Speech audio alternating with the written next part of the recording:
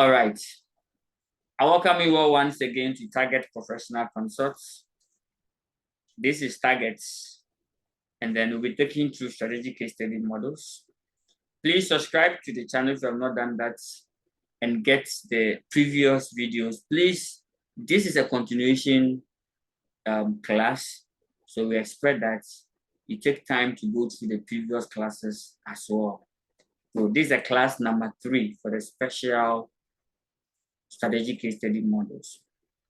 Today's model is very important to strategists. I can say it's the most important of all because it's the entry.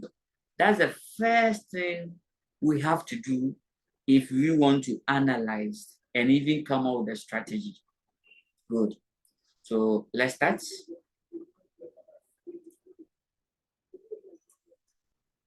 As stated in the earlier models or earlier classes, we said that to start with strategy, we must first start what we call strategic analysis. Strategic analysis. And to conduct strategic analysis, simple means know who supports you, who does not support you. That's the strategic analysis. Know who supports you, who does not support you. So before you come out with a decision, look around. Who supports you, who does not support you. That's all. Your strength, what you can do best. Yes. So before you can come out with a very good and the best strategy, 4 things you must look out for. First one, who supports you, who does not support you. Second, your capacity and your limits. That's all. If you know this, you can go anywhere you want to go, any strategy. Yes. That's why there's an adage that if a blind man says that he will throw stone at you, then definitely he's stepping on one. Definitely one of his legs is stepped on a stone, and that is that stone that will use to hit you. So that is that. So strategy starts from the strategic analysis.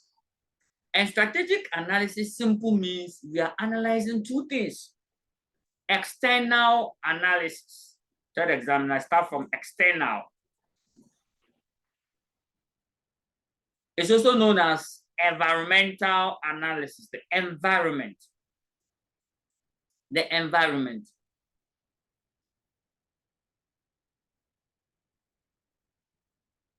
Environmental analysis. And the last one is internal.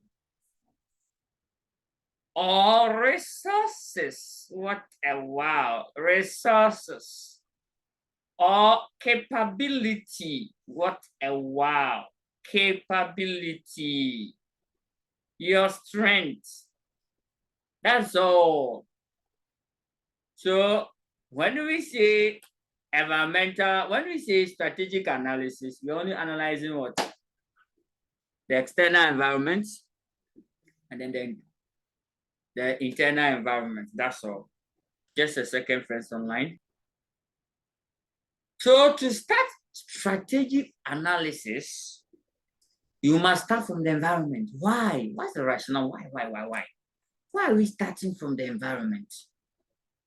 You see, there are 2 things. One you have control over, and one you don't have control over. If you are analyzing them, which one are you going to start with first? Is it the one that you can control? Or is the one that you don't have control over? So that one, no matter what you do. So that becomes your barrier. That becomes your limiting factor. So strategic analysis, most often we start with the environmental analysis, environmental scanning. Why? The reason be that the environment or the external environment is made up of what? Factors that surround the organization. And the entity does not have what? A direct control over. And it affects the entity's strategy and it influences the entity's resources and the entity's what? Capability. That is it. The environment. So the environment can restrict, can crush the entity. So if you are analyzing the entity's current position, the very first section is to start from where? Is to start from the environment, where the entity does not have control. At least the internal factors, the entity has what? A direct control over the internal factors. Yes. When it comes with something like competence, skills, they can develop it. Skills, they can train the employee to get skills. But the environment, they can never control the environment. That's all. So basically, take notice of that and then move with the game. So that is that. Now let's go. So to start with, external environment. Why are we interested in external environment? So external or environmental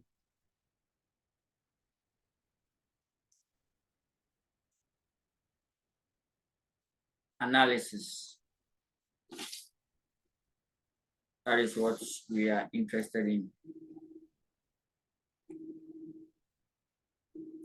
Now, with that one, here we are analyzing the factors that surround the organization.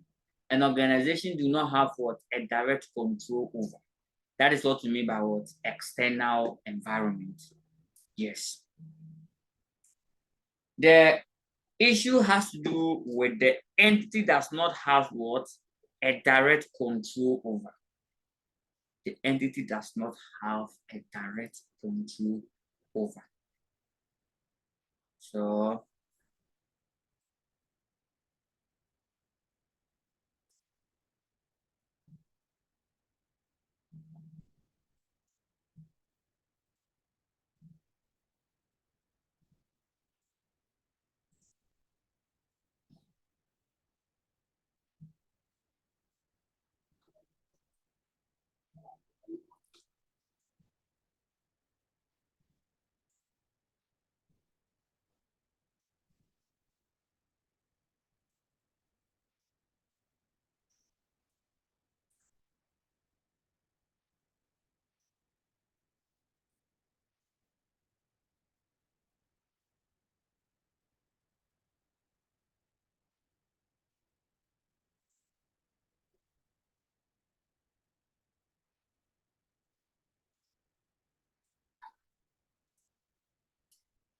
third examiner which force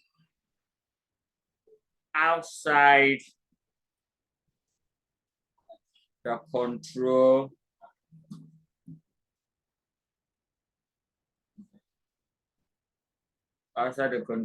of the entity.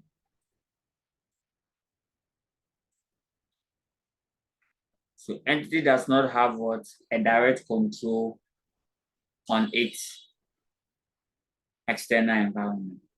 So why do we conduct external analysis? Please know the difference. Know this for us. Why external analysis? So the external analysis needs to be conducted to determine the impacts that the environment has on the entity. So we conduct external analysis to know the impact that the environment has on the entity, whether it's a good impact or a bad impact. So take notice of that. So why do we conduct external analysis? The rationale behind external analysis is that we conduct external analysis to ensure that we determine factors that are likely to affect our strategy. So if external environment doesn't affect strategy, we will never learn it. It will be outside the scope of strategy. Yes. So take notice of that. External environment has a great impact on strategy. is something that you cannot control. You cannot do away with. You cannot eliminate it. It's something that is far outside your control. You have little control over it. So what do? You manage it. How then do you manage? Using strategic models to manage your external environment. So today we are going to take our time to diagnose into our external environment the kind of models that we need to do that. So first, tell the examiner why external environment analysis, why external analysis, why external analysis. Tell the examiner that to assess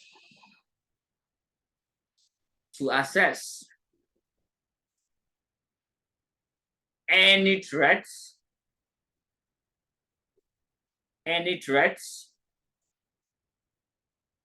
posed by the external factors and as well as what? Opportunities. Yes, of course, opportunities.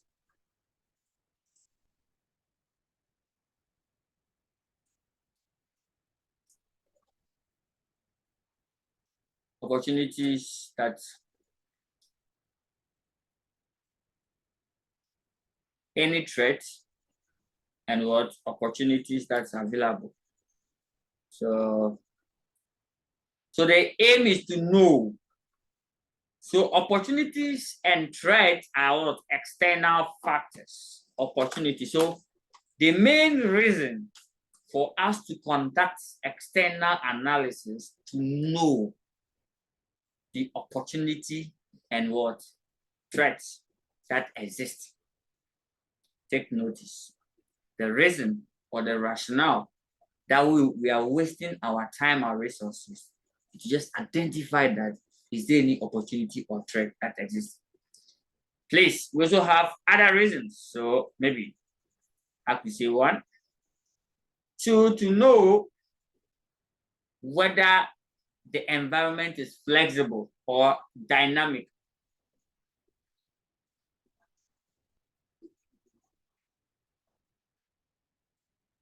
To assess the flexibility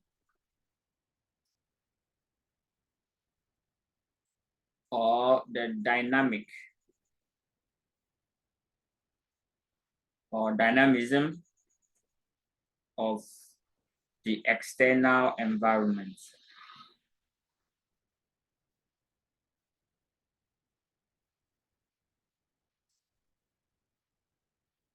That is it. So we are interested in, you see, some of the environments are changing environments. Yes. Let me give you an example. Look at the banking industry now, from a traditional banking to a digital banking.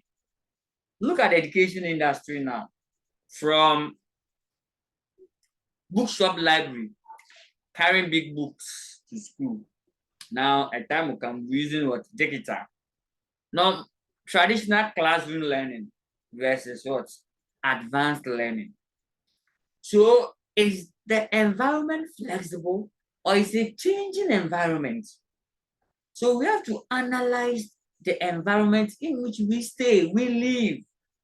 So, before we can draft a very meaningful strategy, we must know whether the environment that we are operating in is the one that is static, is dynamic, it's flexible, it is fixed. It's something that is changing.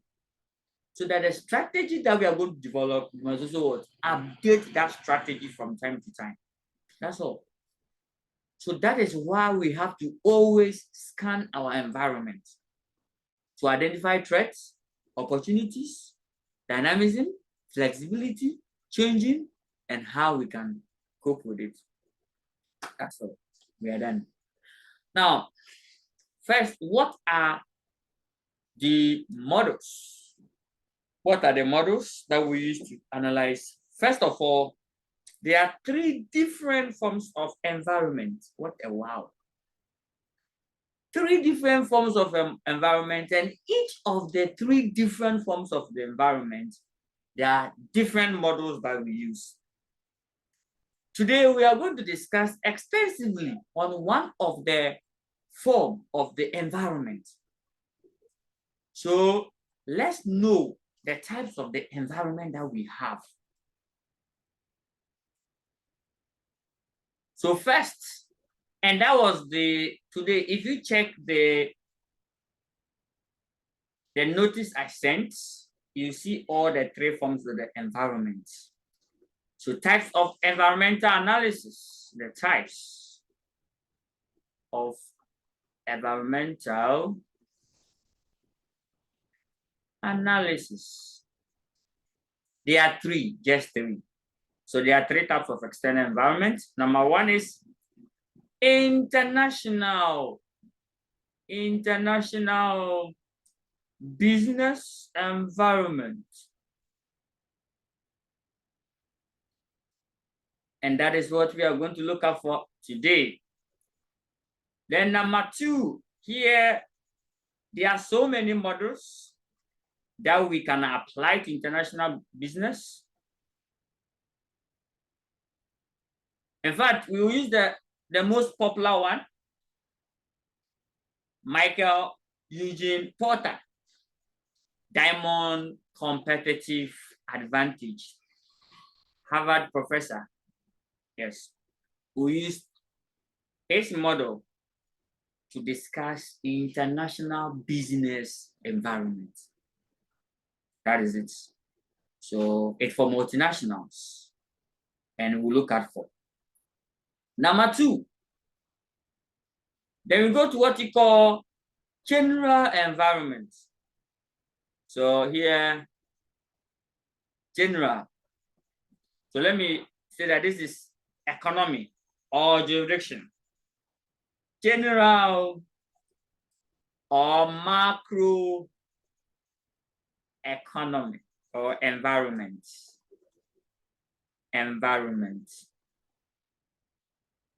Almighty, using AKA. So this one we use Michael Porter's diamond.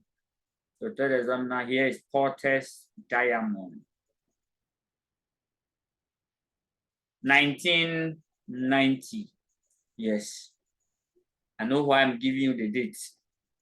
All those who wrote last sitting's exams will testify why now date in models are very important. How we get that? Yes, it was 1990 that Porter drafted it. Even though somewhere in 1985, he started with the competitive advantage.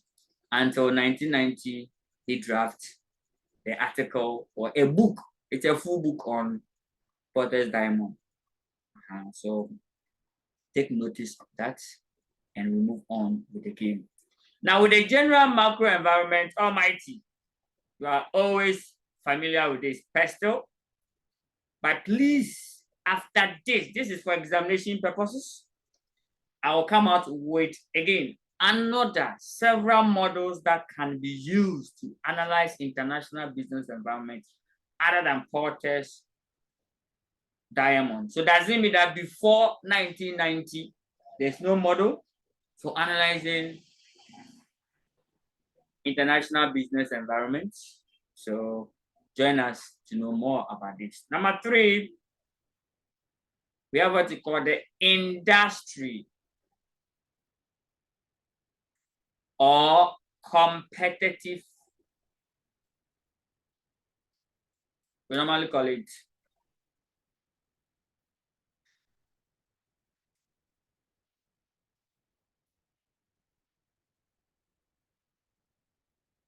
and what?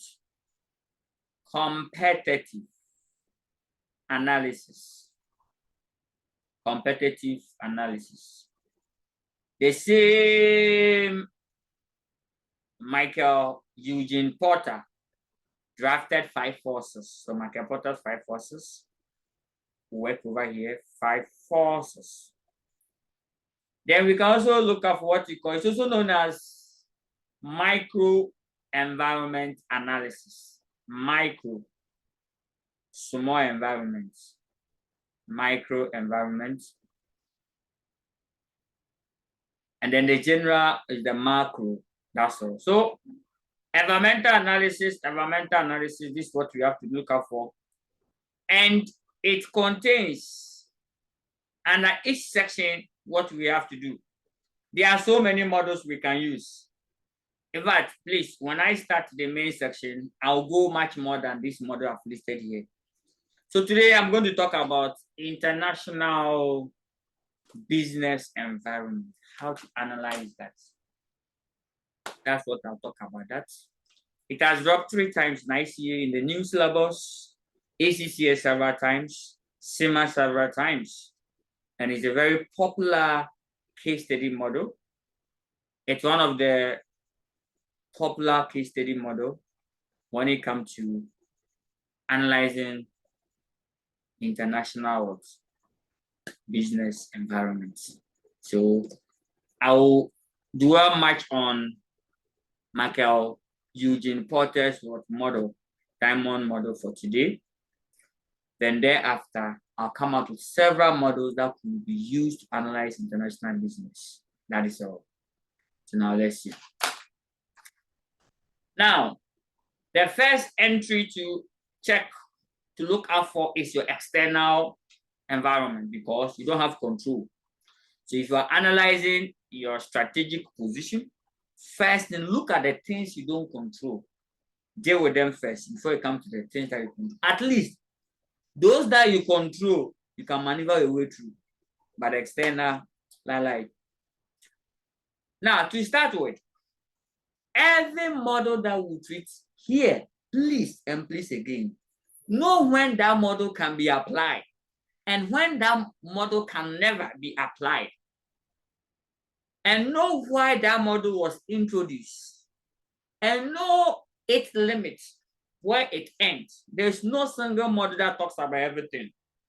Even this Michael Porter's model that has gained a lot of international recognition, the same way it has also gained international criticism. And it has a limitation. Yes. So please don't be one-sided person. As long as you know Michael Porter's model, anywhere Michael Porter's model, anywhere diamond, no. Strategist doesn't behave like that. Strategists, we always leave a room. We don't give an absolute answer. If you ask us a question, so okay, this is what we suggest, and this is to us, this is what could be. You may think otherwise. We've left it out. So we are not saying our answer is the final. We are not also saying that it's wrong. That's it.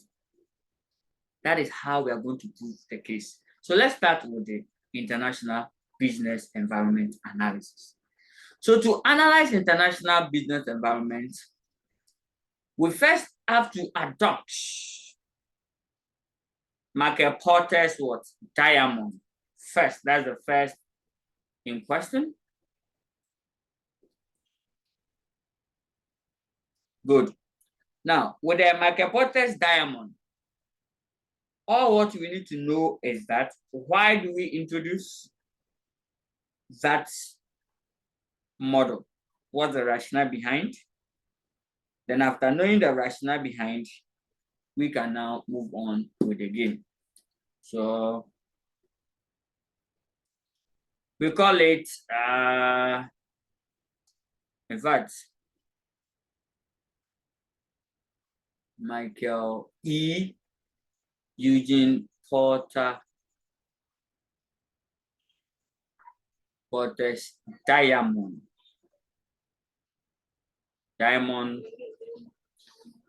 In fact, you can also call it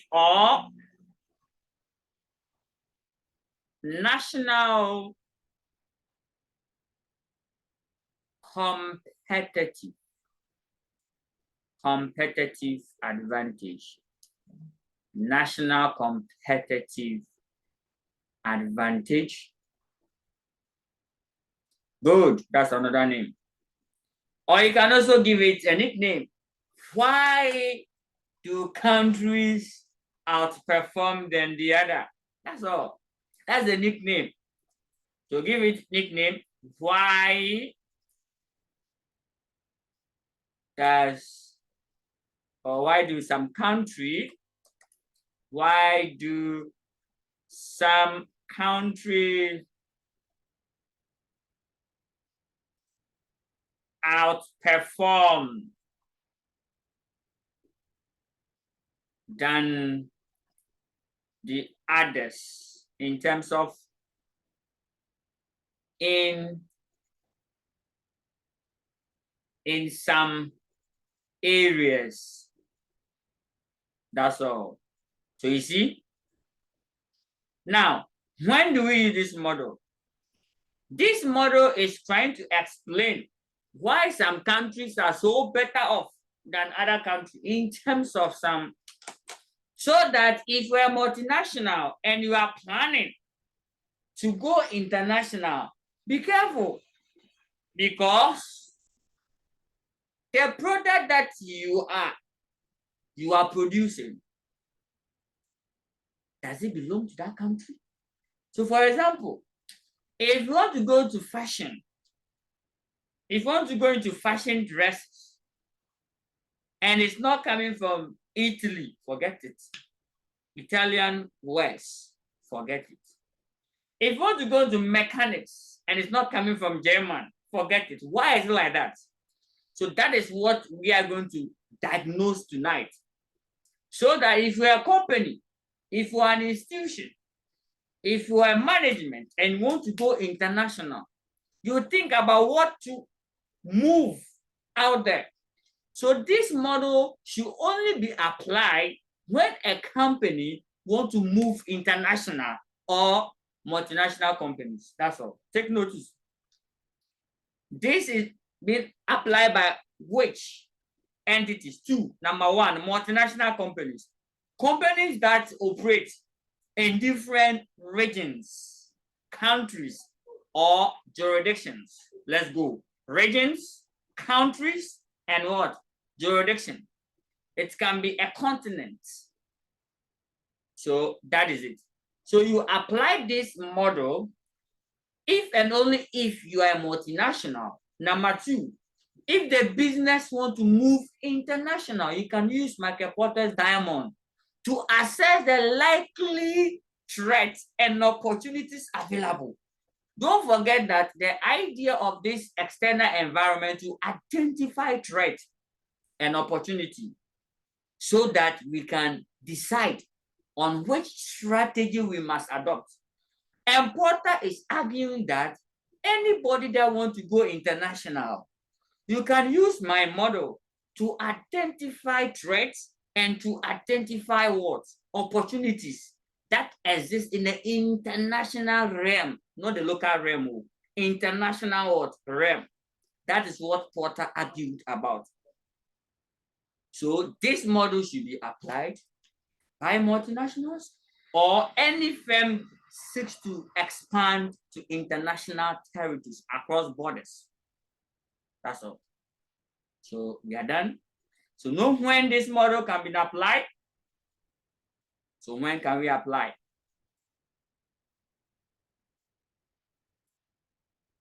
When to apply this model? This model.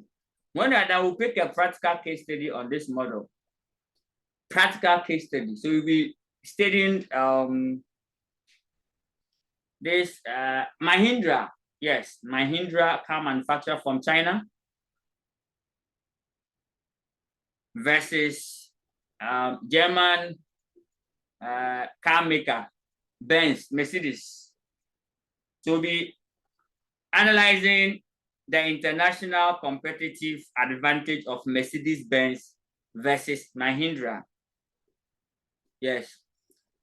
For those who have not heard about Mahindra, that's one of China's car maker. Normally make the pickups. Yes. Some years back, it was very popular in the country called Ghana. One of their governments went for it for their political campaign. Yeah, so it was popular. Even some of the government officials, they were using Mahindra because it was not expensive by then as compared to the other brand of vehicles. Thank you. Today, we are going to look at that. Now, when to use this model, when to apply this model. You know it already. One, multinational companies seeking to expand their business, expand to other religions, other regions, countries, other regions, countries, comma, and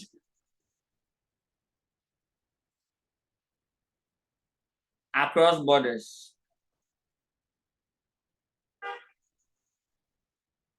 That's all. Number two, not only multinationals. So if I say multinationals, I am being a bit biased here. Not only multinationals. No, not only multinationals. Any company at all which want to go international realm, want to operate international. So there are some company, they seek to expand other territories. For example, despite, let me use, GCB, for instance, operate in some of the African territories and other businesses. Check McDonald's, check Toyota.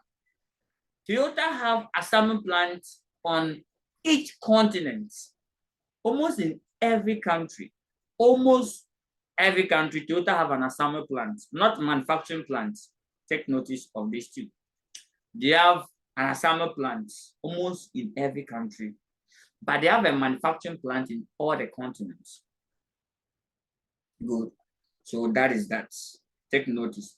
Some countries, some companies too, they have made themselves that they will never cross their region, their country, home base, yes, home base country, companies. You can talk about them. Las Palmas and Co. Home base ones. This is for teaching purposes. Typical case study analysis. So any organization that seeks for international expansion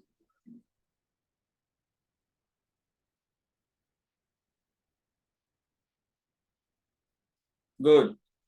Please, this international expansion does not mean that you are going to sell your product there. We are not talking about exporting your goods to that country. No, please. That's not what we are talking about. We are talking about you going to have what you call physical operating capacity, physical presence in their country, moving all your tools. Either you can go through what you call foreign direct investment, establishing a new subsidiary or a permanent establishment through taxation. Those who are doing taxation, you are aware of this. Or even by license or by franchise or the other forms of strategic alliance. What matters is that you're also in on a foreign soil. That is all. So take note. So now let's start the model itself. So today's model is Michael Eugene Porter's diamond.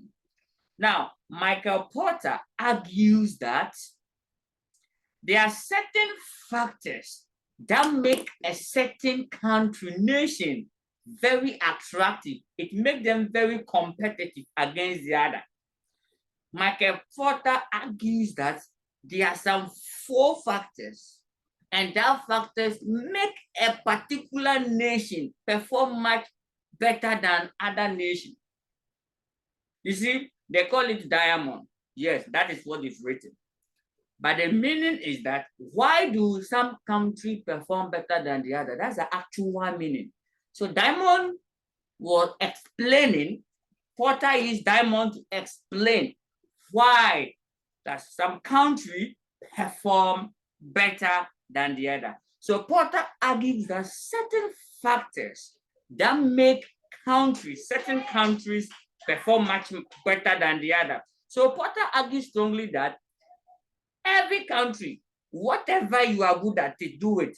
Don't copy someone's own. For example, if Africa, we are very good in producing what? A very good soil for farming. Then that is the only thing we should focus on.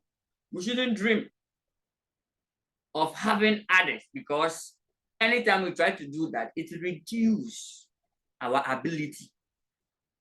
So that is what Porter argued. Yes. So if you are good in manufacturing cars, focus on that. Expand down and make sure that the whole world, when they need a car, they will not go anywhere but to you. That is what Porter argued. That why do some countries perform much better?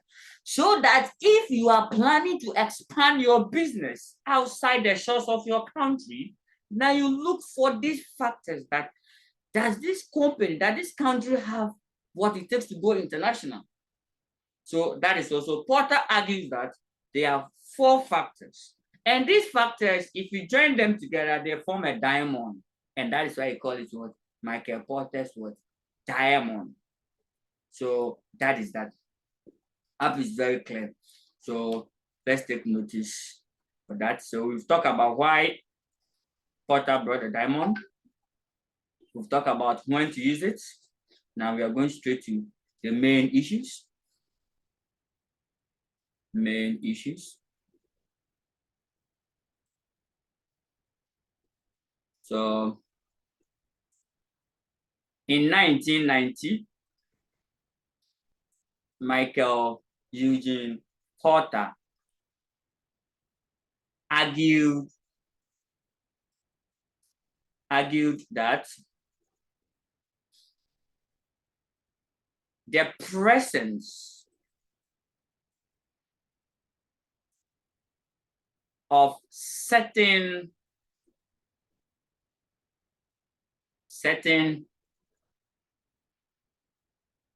factors, certain macroeconomic factors make some countries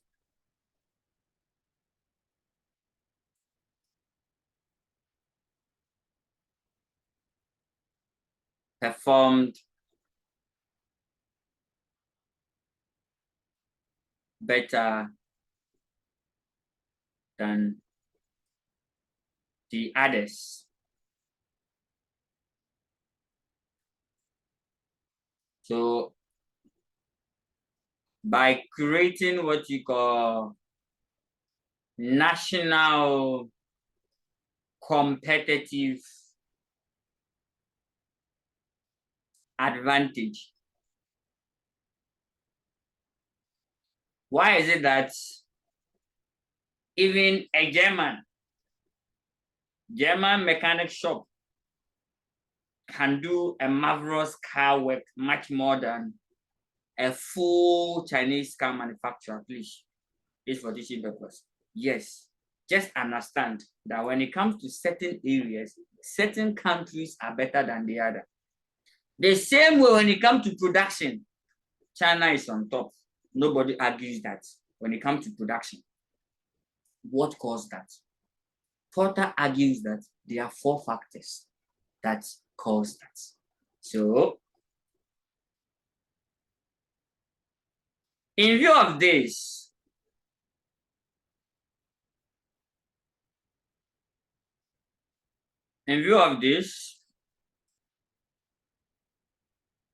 Porter suggested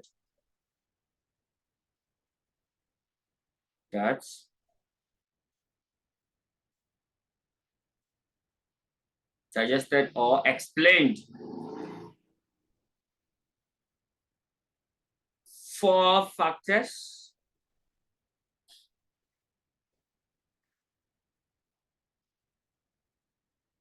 that contribute to a nation's competitive advantage, forming a diamond framework. So take notes. Why people call it diamond, diamond, diamond? Because if you put those 4 factors together, the shape look like a diamond. What a wow. So you position it. So it just, the diamond there is just about the shape, how they look like. If you should draw it very well, like the way Porter drew in his book, yes, it takes the shape of diamond. Yes.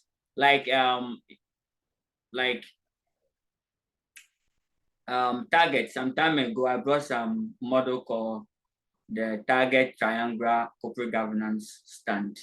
You see, so we argue that the actors of corporate governance are usually three actors of corporate governance, and I explain them here. That the triangle doesn't look nice. Good. I explain them like this. Good. That this is the shareholders, this is the board of directors, and this is the management team. These are those charged with governance, and there's the actors. So I use triangle to explain that particular model. Good. Likewise, Porter uses what? Diamond to explain his model. So take notice of that. Know the 4 factors, and let's go. Now, let's start with the very first section of Michael Porter's was diamond. So don't forget that we need to use that anytime we are going international. Good. Good. So there are 4 factors. 4 factors, and I'm going to take my time to draw or to list them down and draw it and force myself so that by the time I finish, the picture look like what? A diamond, so that it can reduce its purpose, why it came on board. So let me see if I can be able to give a pictorial view of what the diamond look like. So first, Porter argues that firm strategy, structure, and rivalry. So first, firm,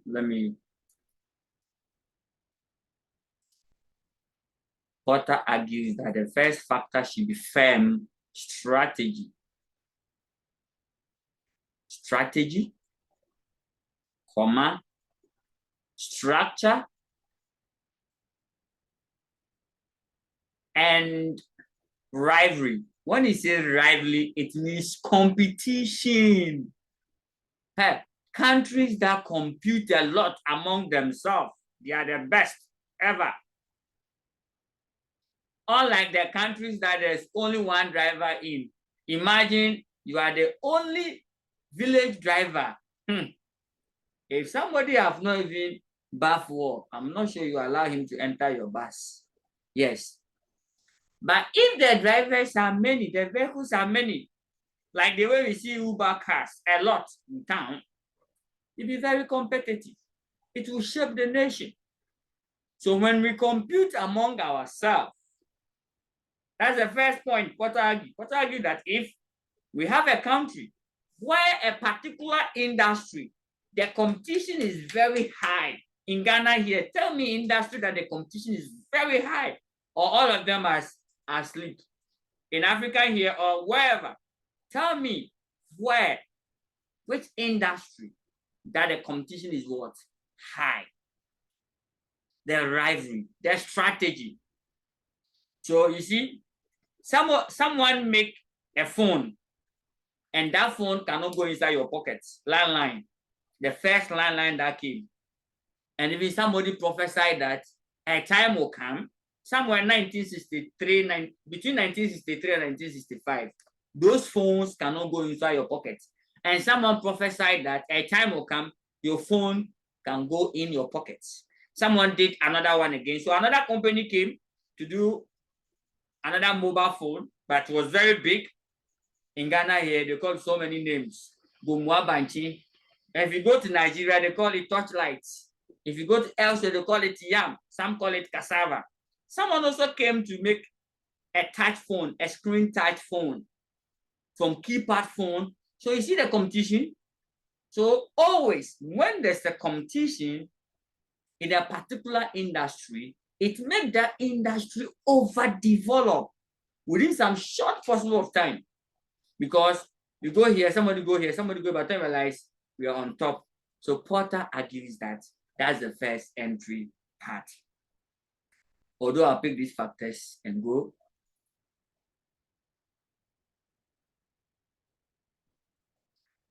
I want to draw the diagram very well.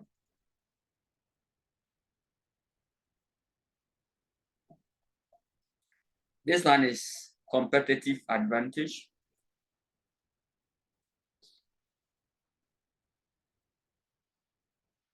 This is the base of the diamond.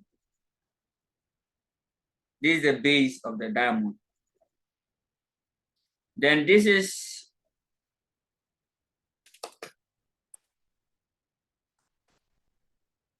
all of them are linked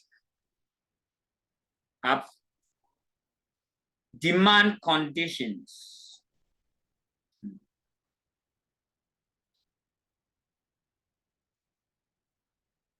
Demand conditions.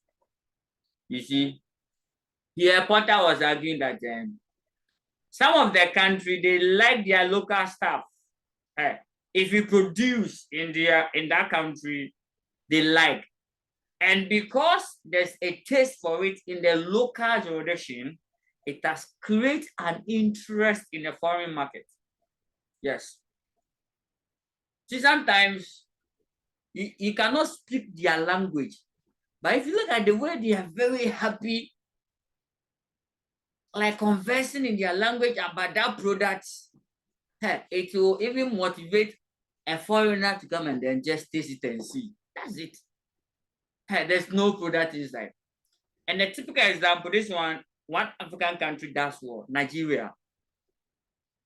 Nigeria does well in terms of their music, in terms of their product and service. They really, there is a strong demand for Nigeria product in the Nigerian country. So when it happens that way, it creates a signal to the outsiders to also what follow suit. But if your home country rejects your product, forget it. Right, forget it. If your home country, that's what Porter is saying, that if your home country rejects your products, forget it. That is it. Now, Porter argued that the very third factor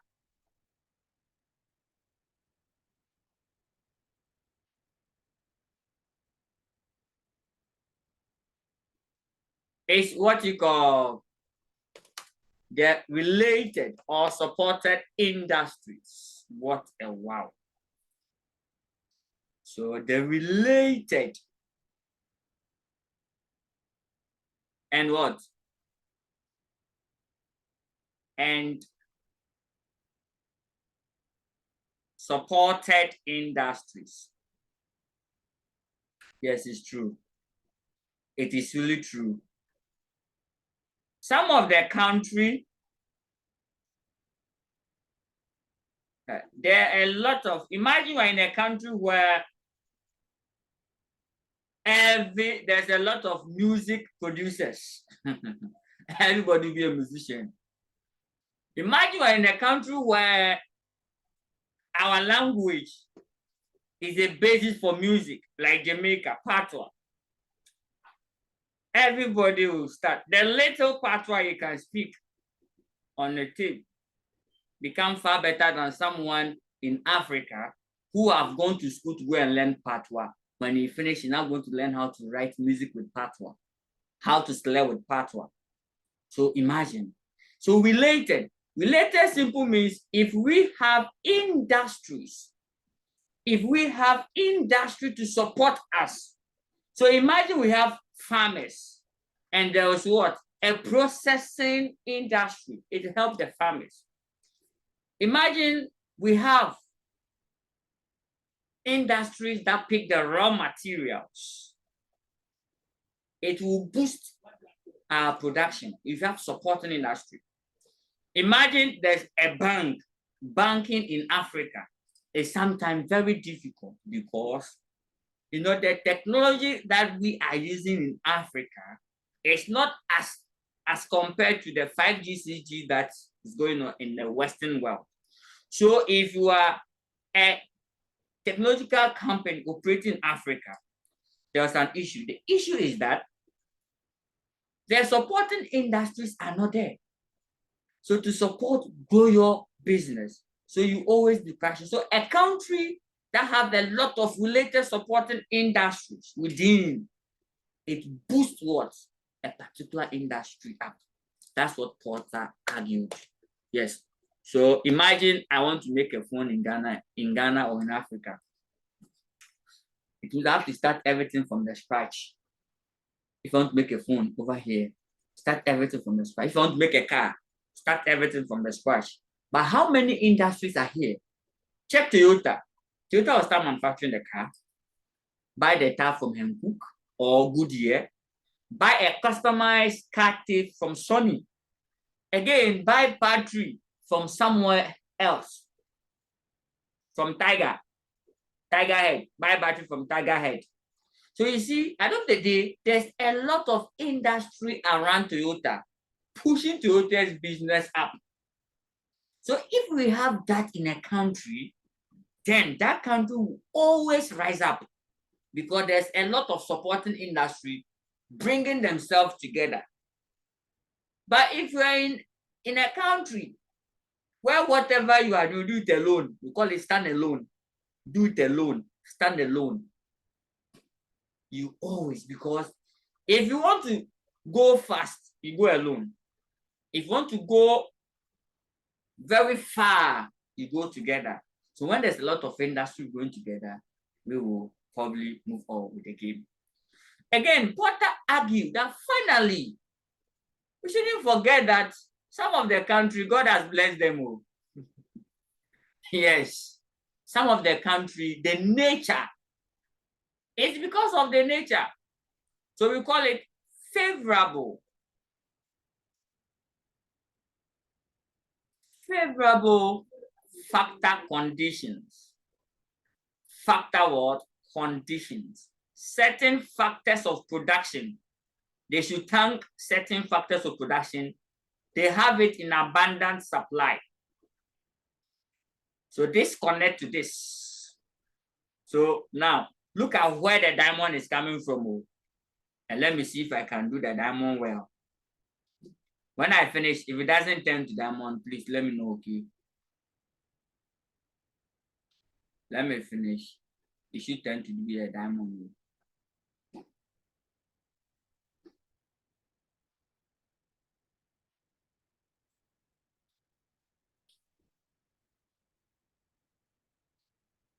Good. So this the diamond that we are talking about. But please, in the exam, the diagram is not that important. Please don't focus on the diagram. I'm done. So factors of production, certain factors. So I'm going to explain each of them to you. And then we move on with the game. So that's where I'm now going to start the model itself. I'll pick each of the factor and what the diamond said about it. And then we move on with the game. And we'll give practical example. This nation, this country-wise. Good. Country-wise. So we must take notice of this and then move.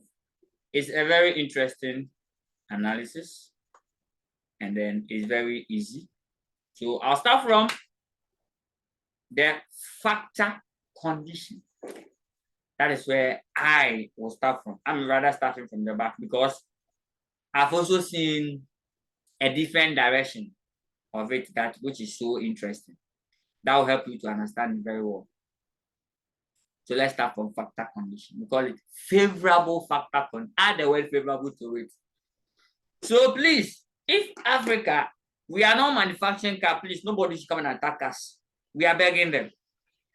Whatever we can also do best, somebody can also do it too.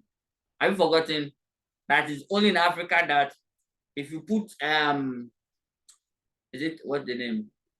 Plantain leaves there, and you sit on it around certain time of the day, you can fly to the next country. Have you seen that? Can I do it? Only when they sit inside airplane, right? No problem. So now the issue is favorable factor condition. Porter argues that some countries are better off. Some countries are what? Better off just because of what they have. Certain factors of production, they have it in abundant supply. They have it free of, in fact, they have it.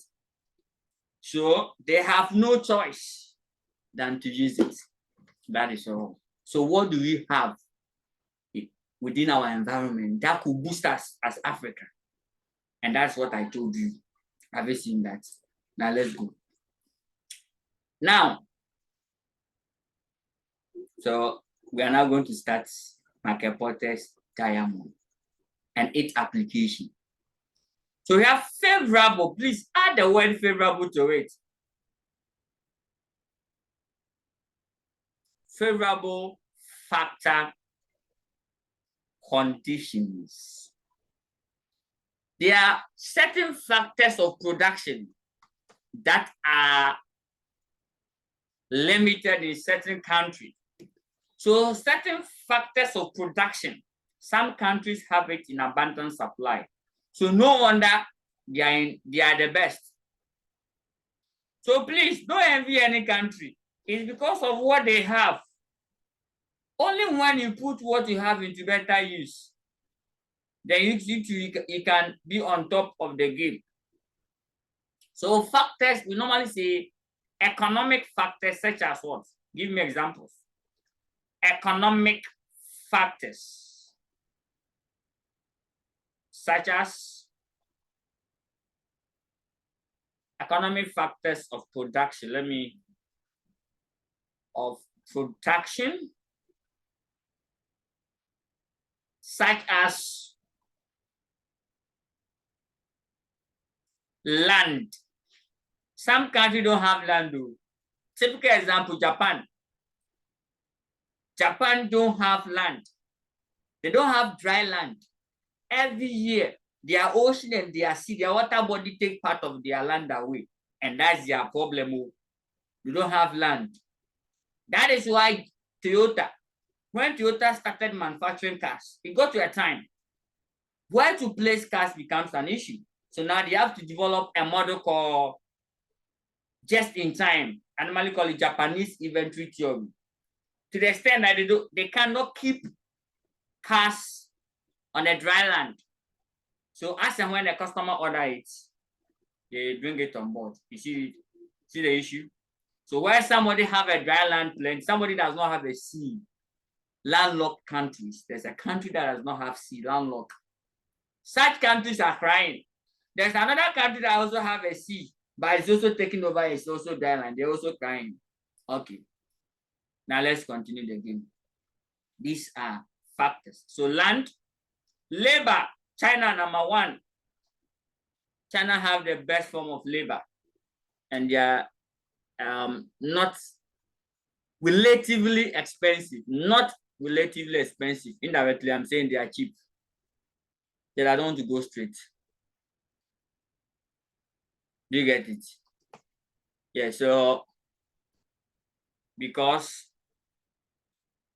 Machine efficiency in China is high, much more than human efficiency. So land, labor, capital, machines, capital, yeah. Capital here, we are talking about machines, mention them, plants, production plants, China, and raw material, Africa. You see, raw materials.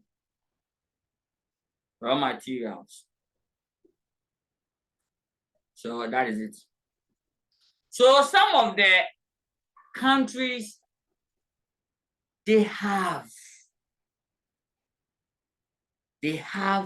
these factors in abundant supply. Yes, in abundant supply. Some countries have to even import everything that they have to use. Some countries too, they do it and do it over much more than what they can consume. See the difference? That's the factors of production. It's because certain things they have.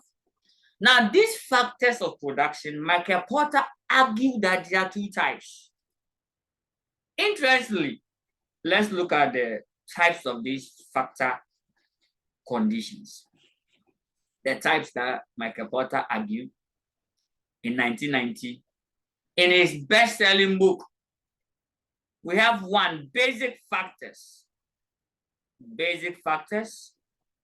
and we have the advanced factors. What a wow. For the basic factors, there, we have, but advanced factors is what some country lacks. And that one is very dangerous. Very dangerous. Now, when you say basic factors, they exist naturally. So tell the examiner that they exist naturally. They exist what? Naturally. Not through any human made. Naturally in a country. So tell me things, countries, mention all countries that they have something natural that has made them to become whom they are as at now. Mention every country and what they are good at. Number one, I'll start from Germany. In terms of mechanic, don't go there. The reason being that German soil produce what you call ore. And that ore, that is what they use to develop the car part, the metals they use to mold and manufacture the car. So if your soil produce ore, what are you going to use it for? It's not car that you're going to use to manufacture. That is it. Again, come to something like somewhere Africa. Our soil is very good for producing food without what? Any chemical, without any fertilizer. It's not that people are applying fertilizer. That's why I've stopped eating certain food in Africa here. Yes, pineapple. All pineapple that you'll be eating. Yes, all the pineapple. Because I planted pineapple. It has taken over 2 years. It has not even bear fruit. But those that we are eating, 6 months, it has bear fruit already. We force him to come up. Now, the issue is that every country and what they have in abundance. Cuba have a lot of sugar cane. That is all. Sugar what? Cane. That is it. Greece country. They are also best in terms of what? Tourists. Even Dubai just now that they started into tourism and hospitality. Greece has been on top to be the #1 country good in terms of what? Tourism. That is it. Italy, fashion. And I'll tell you why Italy, they are good in fashion. Not just because they have like abundant supply, no. Because leather producing and because Italy They have a good eye and skills of selecting the very good fashion fabrics. So Italy, wherever they source the raw material from, the human beings over there have good eyes to choose the best so that they can combine the best together to give out the best. No wonder everybody wants to wear Italian watch, shoe, or Italian watch. Brazil, as you know it already. When I mention Brazil, you know what to follow. Brazilian hair, right? No problem. Human hair, production of human hair. Yes. And cassava, ordinary cassava. Brazil also in good of that. So every country and what you have. Some people call it nature. So they exist natural. That's the basic factor. They exist natural. So let me give you a few examples of them. Example include large amount of suitable land. So suitable land, you can talk about suitable land, such as land for agriculture. Land for agriculture. Dubai lacks land for agriculture. Yes, they lack land for agriculture. No wonder they try several times to convert some of their desert land into a forest for planting of what? For cultivating fruits for themselves. And they didn't, it was possible. And then actually, the entire Dubai land, most of them is on desert. So the entire Dubai city was built on desert. Imagine desert land, which have higher amount of dry wind on desert land. The wind that blows is what? Dry. So, but it was able to convert into what? A golden city. No problem. Large quantities of natural materials, such as timber. Number one in Africa, timber. Timber is the one that we need to produce a whole lot of items, such as books, envelopes, and other materials, furnitures, and the rest. Fish and fresh water. Yes, fresh water. Some countries import the water they drink because the entire soil, nowhere they can fetch what they can even drill borehole. No. So take notice of that. And the mineral resources such as what? Oil and metals. When you mention metal, such as what? German is on top of metal. What about France and Austria? What are they good in? France. You can trace that France, so you can trace it to their wine festival. France and Australia, they are very good in terms of producing wine. Yes, wine. So for those who like taking a lot of wine, the different colors, the different brands, yes, all of them are coming from because their soil naturally produces it. The soil produce. There is a plant that is over there. When they plant on their soil, in fact, it grows very well, and they use it to manufacture the wine. If you plant that plant anywhere in the world, it doesn't grow well. So that's what they have. That is it. Focus on that. That is the only way to make that country go through. Several rich countries will travel far to just come and buy your wine and taste it. That's all. Yes. So that is it.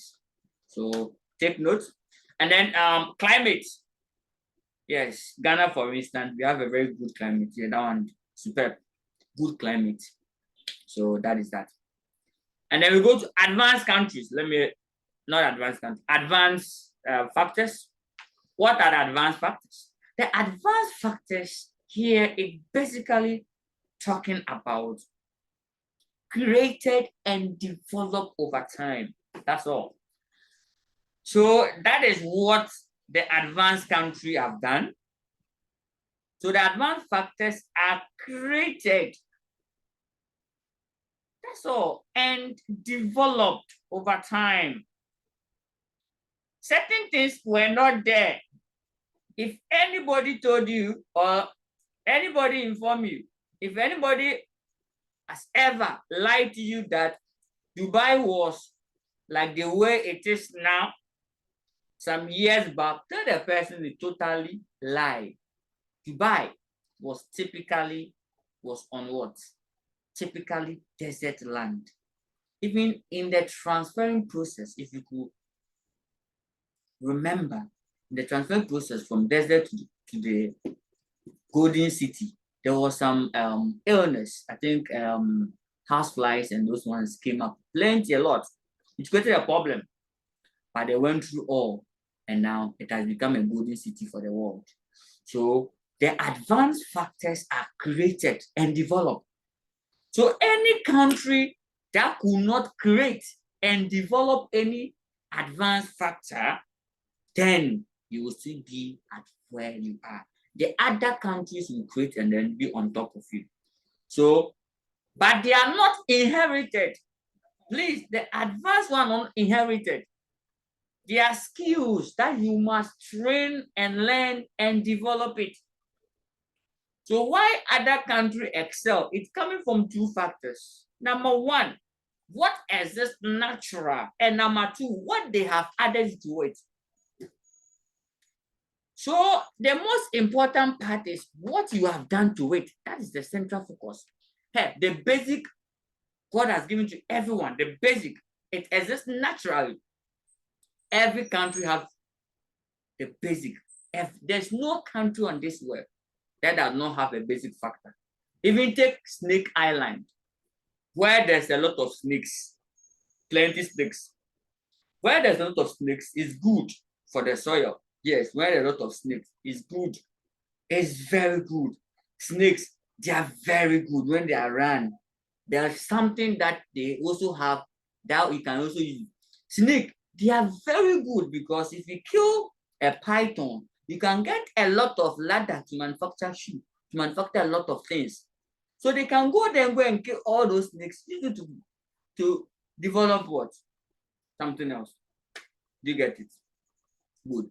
So what the nature or what you came to inherit, if you can improve or develop it, that will make you what? Superb. That's all. So that's it. And here, a country might be successful at developing a particular factors that make it what? Easier for a company to what? Compete successfully. So here the country must develop it. It's the country that need to develop certain skills. So now let me give you examples of the advanced factors. Then I move on. And I'll tell you why we are learning all this. So examples of advanced factors. Number one, skills and knowledge, learning. Labor skills and knowledge. That one, you cannot inherit it too. You have to learn. Yes. So that's why we are learning ICA. Because we cannot inherit ICA certificates. You must learn and get the skills. So some countries are highly educated. Not that they were born to be intelligent. India, number one. Asian. In the olden days, the English-speaking countries love education much more than them. They were into business. While the Western world, the English-speaking countries are also into education, training skills. Now, they've taken over. All ACC awards are being swept by Indian. The youngest chartered accountant from ACC some time ago, 12 years or 9 years. 12 years was like ACC level 2. And then the senior sister, as at the age of 20, she has completed CFA and ACC already at the age of 20. So it tells you. So here, it may be general skills, such as highly educated workforce. Some countries have highly educated workforce. Not that they inherited it too. They learn, they train, they develop it, and they created it. Good. So why are we learning all this stuff? Porter is arguing that if you are moving to international field. Check all these factors. Whether you have a factor in Ghana, in the country that you are in, that will let you shine. So if you now move what you have to, let's say, a cross-border country, it will let you go and be super. So imagine where you are going. They don't have it better like the way you have it. Then you can move it there. But if you're moving to a country where they already have, then how are you going to compete with them? Now, unless you go and join the competition over there. That is how Porter argued that if you are going international, check, there must be something within the country that you can lay your hand on that will counterpart you to the next country, or else when you go, you still come back home safely. You get it? Good. So I'm done. The next one is technological resources. Yes. Technological resources. That's research, technology. US, what are they good in? You can tell us. US. Technology. Yes. US is very good in terms of technology. Computers, softwares. Yes, they are very good in computing. Ukraine. What are they good in? Russia. Russia, everybody knows already. We don't want to go there. Scientific issues. Making atomic bomb. And the rest. So take notice of that. Technological resources. These are developed ones. So if somebody is very good in terms of technology, Russia is number one. It's not that they were born with it. There's no country that they were born with ammunition, weapons, guns, missiles, submarines, airplanes. No. They learn. So scientific research centers, Noguchi. Number three, infrastructures. Yes, infrastructures. They develop a lot of infrastructures. This one, such as excellent transport network. Yes, for those who have moving from Sakmono Road will testify. Excellent transport networks and telecommunication networks. Some of the countries you enter in, you will not get internet connection until you leave the country. Some of the countries you enter in, your network will be very bad. Very, very bad. Don't go there. Some of the countries you enter in, your network will never go low. Always pa. Such things, they have developed it. And it's a help to move business ahead of time. And that's all. So let's move on with the game. So basically, I've talked about all of them. The rest are not order. Once you understand this factor, the rest come by itself. So take notice of that. Then we are done. So that's all. Now, how then do we create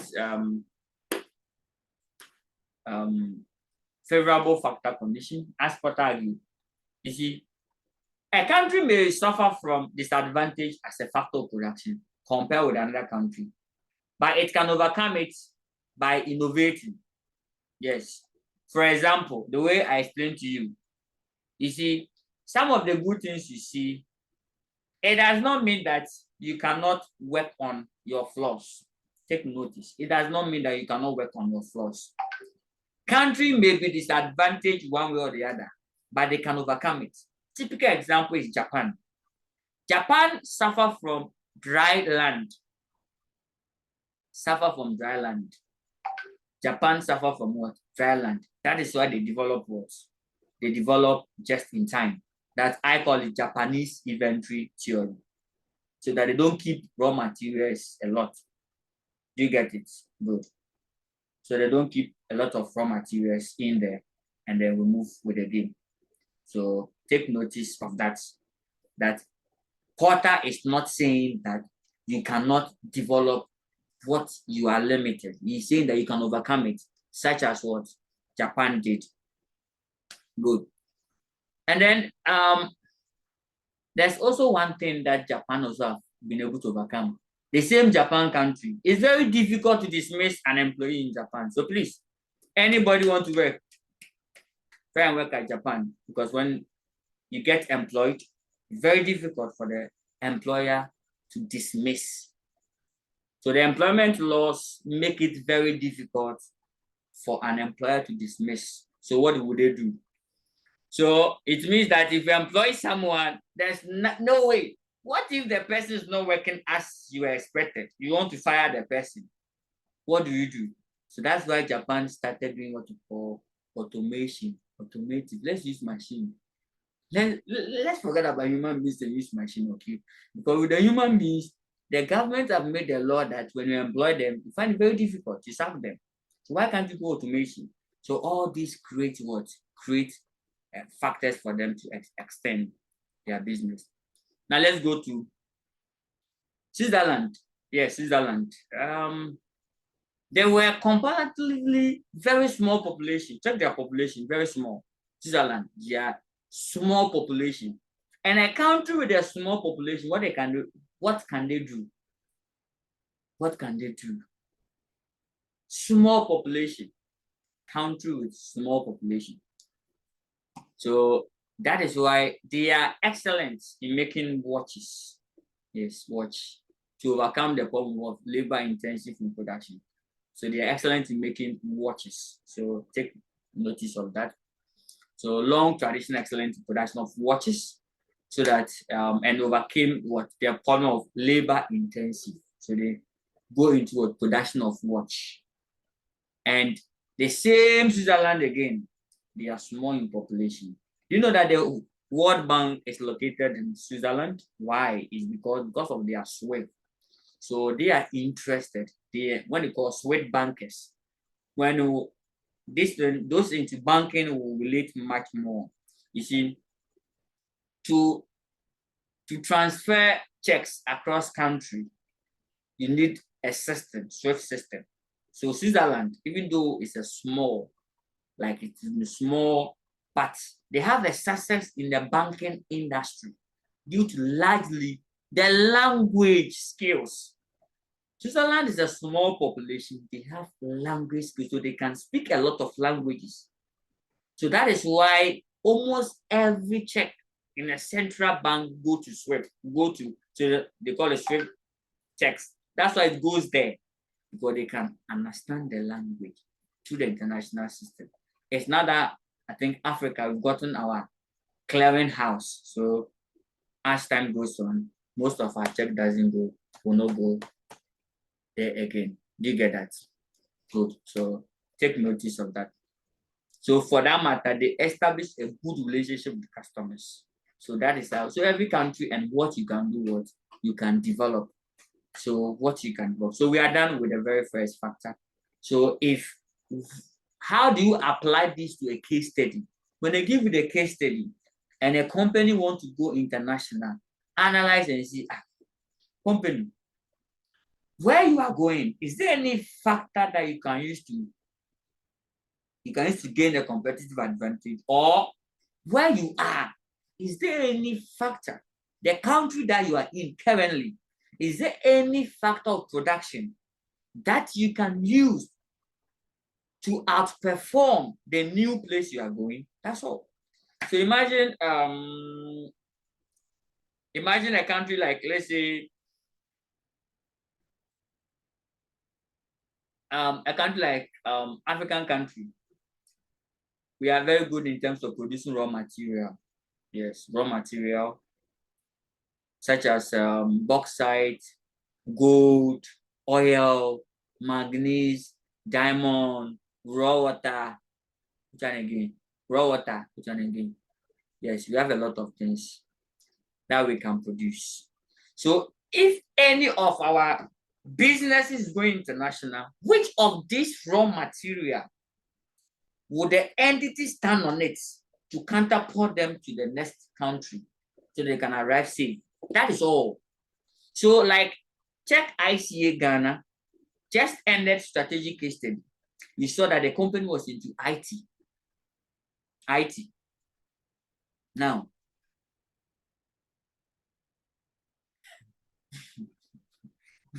Yes, the company was into IT. Now, this IT, do we have the resources, IT resources, that will counterpart any company operating in Ghana to go and compete with the technological giant in the world? The answer is no, because look at your background. Look at the dress you wear before you go and jump with fire. So if you look at the background of the company, that is why when ICA gave the pre-scene for ICA, ACCA, SIMA, and ICA in Ghana Ring, when those pre-scene are in, you check the background of the company. Whether this company, there's something in the country that they operate which can counterpart them to the next level of business that's going to the next country. That is all. Then you capture in that, oh, because you have a lot of these three factors in your country, you can go international. That's all. I'm done. Now let me go to related and supporting industries. So I'm done with the factor condition. So the application is that when they give you a case study, check if the company is moving from, let's say, Dubai to, let's say, Ghana, check what is in Dubai that will help the company to come and compete successfully in Ghana that Ghana does not have. That's all. So if you're also moving a company from, let's say, Ghana to, let's say, Dubai, what is in Ghana that Dubai does not have it, so that the company in Ghana will use it, will step on it as a stepping stone to move into Dubai. That is raw material. Good. Typical example, certain countries don't produce apple in those countries. They don't produce apple in those countries. That's why those who export apple to these countries, they've won, because we don't produce apple in this country. In Ghana, for instance, we don't produce apple. So they know that we don't produce, we can't, no matter where we go. Hey, if like, we should convert all our seeds into the island. We should change everything. If like, we should go and buy the best chemicals, we can't produce apple here. So they will also continue and do what? Export it to us.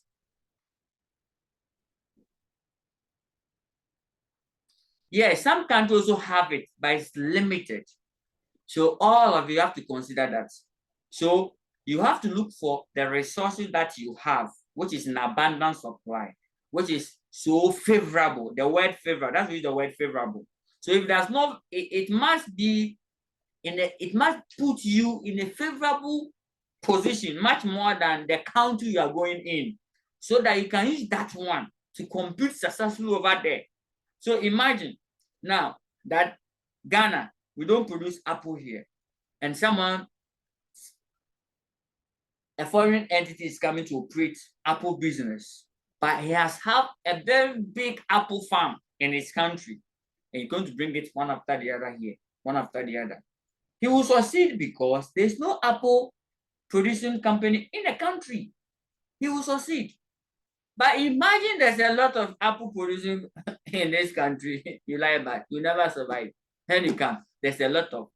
That is why the giant automobile industry are taking over Africa. Take notice of that, because, and that's why all the Western world, their giant manufacturers are taking over Africa. China #1, because they know and they are aware that Africa don't have those kind of manufacturing capacities. So anytime Western world is producing goods and services, their target population is Africa. That is it. The target population in Africa, because we don't have the capacity. We are lacking in terms of what? Production capacity. Even. So when they finish producing, they now bring it here. And when they bring at a reduced price to come and compete the local manufacturers, the local manufacturer can never produce at the price at which China can produce it. Very low. If like, let them multiply the import duty times 100. Chinese product will still be low in your country. That is how it is, because they have the production capacity to beat any trade barrier. So that is it. And that is what they are good at. So that is why they have spread all over African countries as if they're taking over the African country. Yes. Look, we have China more several at several points in the country. Alice more several points in our country. Yes, all this. So why that we don't have a giant local African malls in the country, giant local African malls all over the country, all over the African continent? No, they will have because they have the resources, what it takes, because it's there. Uh-huh. Before we can compete successfully with them, we have to develop our skills to utilize the free resources that we have here. That is all. So we are done. So please look at this and then move on with the game. Now, that is it. So basically, I'm done with the game. Now let me go to the other factors. The rest are not difficult. So now you can finish it right now. Now the next factor is called the related and supporting industries. So that's how I'm going to explain it. I'm rather starting from the back. So Porter argues that after the presence of certain factors that you have that will counterpart you, that will make the company, that will make the entity so strong because they are there in abundant supply, favorable, not limited, not limited. Yes, not limited. But we're talking about what? Favorable. Yes. So related. So the next one, Porter argued that a nation can gain a competitive advantage if there's a lot of related and what? Supporting industries. Industry. So how do you apply this to a case study? They must be related. So a country industry is more competitive compared to other countries if they are what? Strong competition and innovation in the relating and supporting industry. So imagine presence of you having raw material is not good enough. But if you have a lot of supporting industry that can process this, become very good. So imagine we have, let me give you an example. A local car manufacturer in a country, what will happen? It means that there must be a lot of supporting industry, such as what? Such as mechanic shops,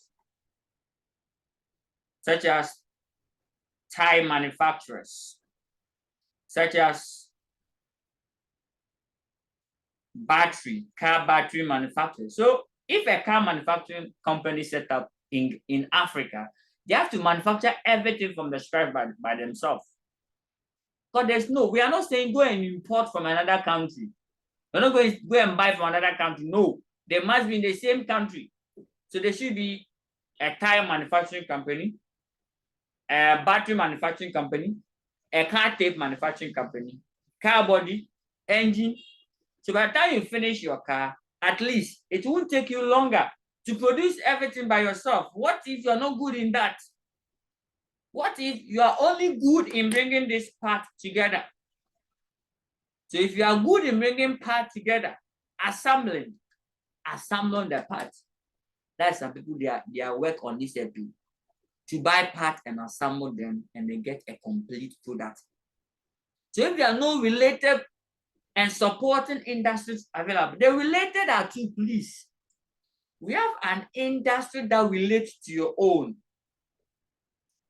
like raw material, like car manufacturers always need what? Car batteries, need other component manufacturers. Now, what about the supporting industry? Like selling and distribution. You must have a lot of promotion centers, investment centers, people that will always buy your products. There's a lot of distribution center. The government have created distribution center for your products. So anything you produce, there's some country, anything you produce, you have a very nice place to sell. Let me tell you one thing here. Cast your mind to African producers, farmers in Africa. They finish, go through toil and produce the farm produce. At the end of the day, who to buy the farm produce become a problem. Then the suppliers want to cheat them at the farm, and the farm produce will go rotten. So obviously, if they are supporting industries there, farmers will get energy, produce it in abundance, give it to this industry, they'll process it, and they also continue the journey. So at the end of the day, somebody needs my product. So I'll be very happy to produce it. Somebody else also needs another person's product. So they are related and supporting industry within the system. So please, if there's any company who want to move outside their shores, outside their borders, they must check first that the country that they are in, is there any supporting industry that will move them up? Typical example, is there any investment promotion center? So imagine a cocoa farmer that produce chocolate want to go and set up a manufacturing plant somewhere in Liberia. The question is, do we have industries in Ghana here that will support you? Or do we have industries in Liberia that will support you with your production of the chocolate? There should be a lot. So in a country that we have, if Ghana, there's a lot of machines, a lot of companies that deal with cocoa. Some country buy the cocoa and save it. Some company buy cocoa and save it. Other companies also buy the saved cocoa and process it into paste. Some also buy the paste and save. Some also buy the saved paste and go and prepare what? Chocolate. Some also buy the chocolate and store.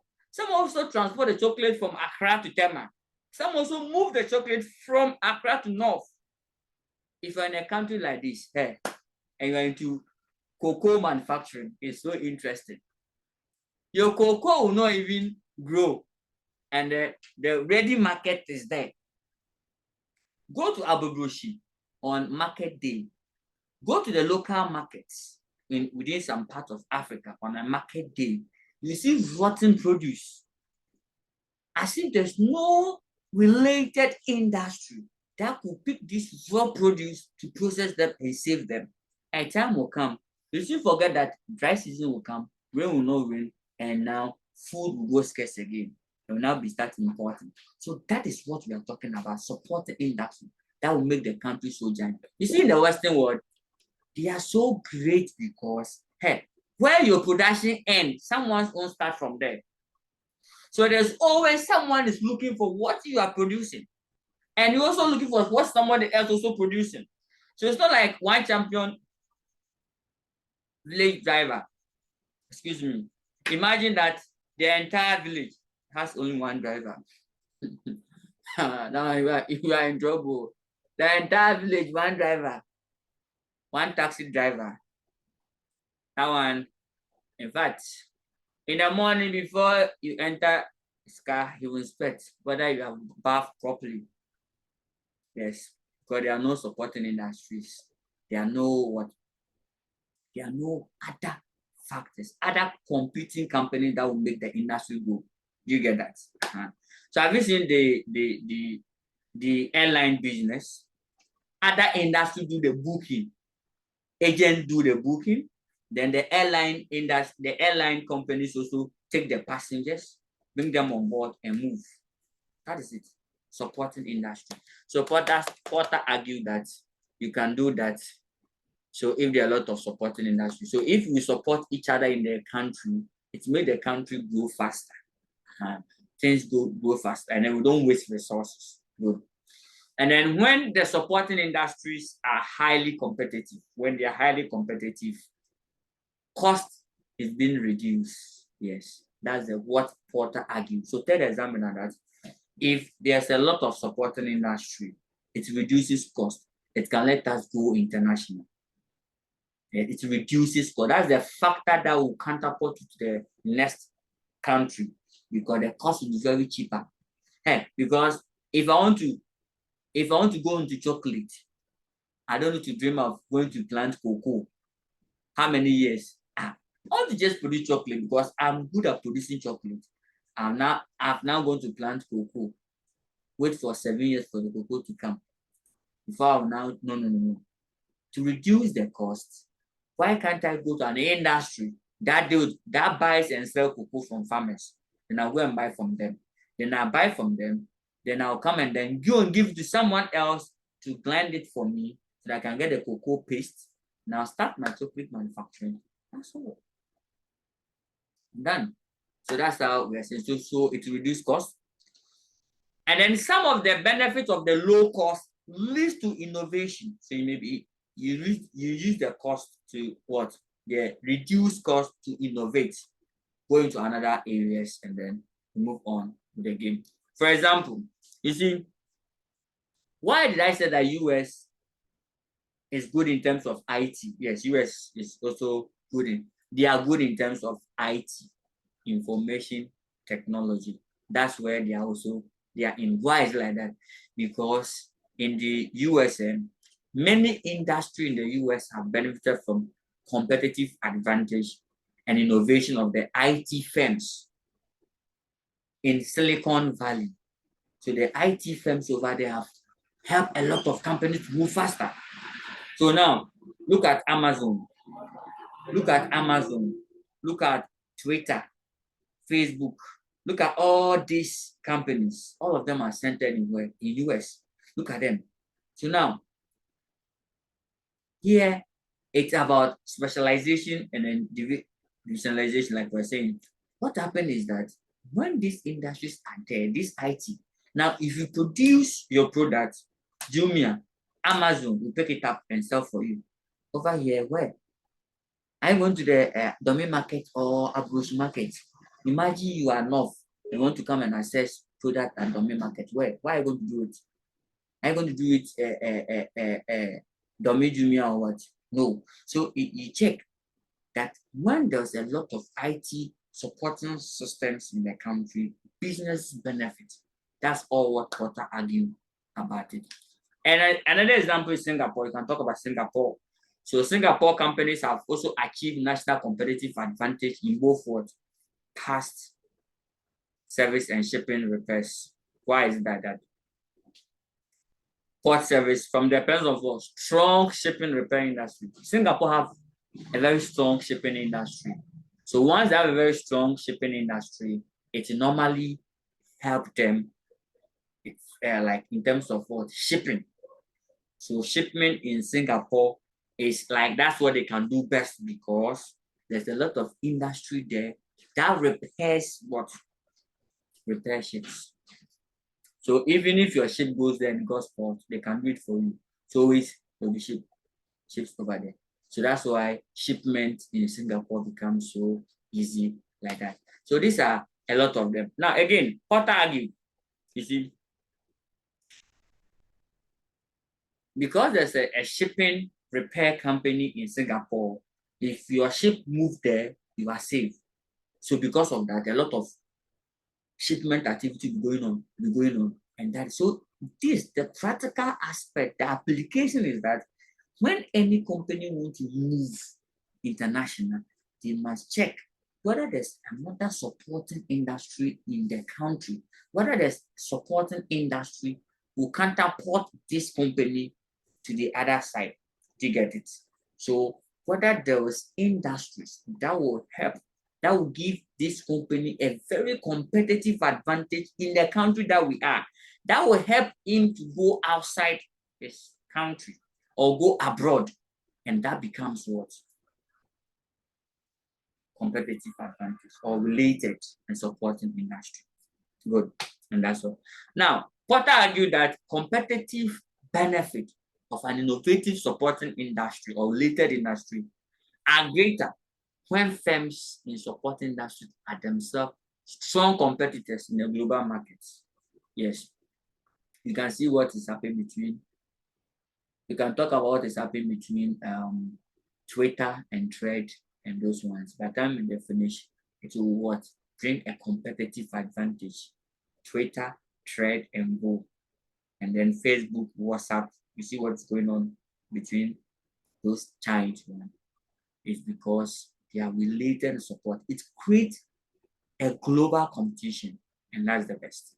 It will enhance. So please, We shouldn't see what's going between Thread, Twitter, Facebook, and WhatsApp as they are fighting, or as they are like, as what the mindset they have in doing that is different from what we see, what every strategist see, that they are just doing that to improve their competition. That's all.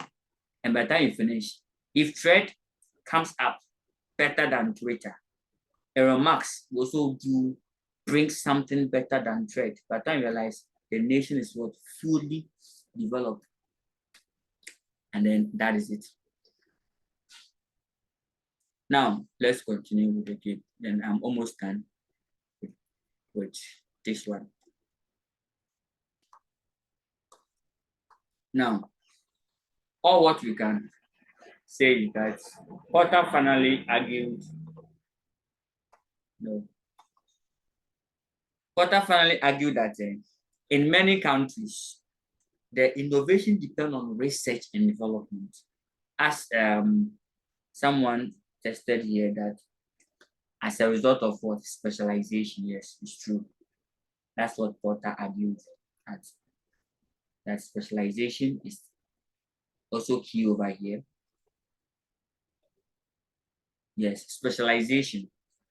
And then research and development is very key in terms of what they're related. So if the country conduct a lot of research, so you see, one thing, before Mark Zuckerberg came out with a Thread, he researched into Twitter and find out all the limitations of Twitter. And he built that one in the Thread app. So everyone that uses the Thread will get more experience, much more better than what? Better than Twitter. And now when happened like that, Twitter will lose. And now Thread will go up. Now Thread is over 100 million or billion users. 100 million. Yes, 100 million users. As at now. Good. When happened that way, Elon Musk will not also sit down and look for Thread to go over Twitter. Now, Elon Musk is also saying that I have my AI that is coming. So he's also coming and build and like move ahead of Thread. And this is as a result of what? Research and development. So any country that does not conduct research and development, such country don't have a lot of industries. It's through research that you can come out that, oh, all cocoa farmers will need what? Cocoa marketing companies, so that these cocoa marketing companies will go and market Ghana cocoa outside. So there are a lot of foreigners will come and buy our cocoa. Simple. Other than that, when Ghana cocoa farmer in Ghana produce the cocoa, we will only sell it here. Only one person buy it from you, and that's all. So why can't you create another support? It's through research that we got to know that even some local farmers, after producing, they don't have anybody to buy. And because of that, the suppliers take advantage because they know that if you don't sell to me, your product will go rotten. So why can't you have a centralized company where farmers send their product to, and then they will buy from farmers? And then now, so that no individual supplier will come and cheat any farmers. So the farmers send it there. So that anybody who wants to buy, you come and buy it from. That is why they normally have what you call the agent and the customized selling. If you take notice of that, certain products, no matter what, only one person can sell it to you. Yes, they normally do that. So it's through research and development. Another feature of national competitive advantage may therefore be existence of what? Companies with strong research. So companies with strong research in a country, you see, over they are doing research. They can do, you'll be there and you'll be shocked. Somebody will do a research and come and tell that, please, your product, add iodine to it, and it's the best of all to become the best. You see, your product, add this to it. Somebody come and tell, oh, your product, add just ordinary salt to it, and you get a very great. He has done the research for you, and it's a supporting industry. Unlike here, unlike typical here, They'll tell you that your product, either you have to stop or it's not good. But what is not making it good will not be reduced to you. You will not know. So elsewhere, if there's a lot of research and development companies in the country, it helps the industry to grow. And then a typical example is research universities. We have research universities in Africa. Research, or we still have people that doesn't believe in research. They don't believe in research. Whether it's scientific or spiritual research, they don't believe in it at all. But research plays important role. That is all. So if you check last sentence question, there was a lot of research. They were even comparing which industry conduct a lot of research. I'm done. Now let me go to the next factor Porter argue about. Porter again argued that there must be a demand condition. When you say demand condition, it's the demand of the product in the home country. That's what Porter argued about. That's I think the last point I'll talk about. Let me go there and see. That's the last point. The next point is the demand condition. Demand conditions. Then we are almost done. Demand conditions. In what? Home markets. What a wow. Did the local team enjoy the product well? You see, the Porter argued that a strong demand in the local market will counterpart the product to the what? To the international market. That's all. You see, if everybody clap for you in the country, outsiders will look at you also clap for you. If your own home country, they are boycotting your product, please don't take that product to the national market too. Even your own people dislike it. How much more a stranger? That's what I mean, for instance. Before I buy some of your food to eat, I check. If you eat some, then I also buy. Yes, some people, they'll be selling food to us. You see them eating different foods. I'm not saying eat your food every day. At least one day I have to see you eating your food before I will come and also eat. If I've never seen you eating your own food before, or your children are not eating some, lalai, or any of your family members not eating the food, like lalai, you know why? Because if you are not, the home people are not supporting it, who am I to come and support it? That's it. So Porter argues that strong demand in the local market, particularly when this demand is sophisticated or discerning, it can help firms to be more competitive in the global markets. That's what Porter is saying. That strong demand, this one is Porter's handwriting. Say that strong demand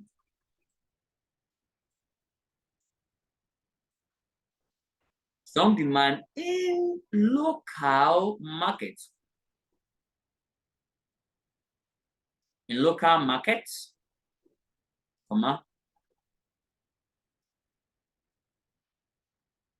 particularly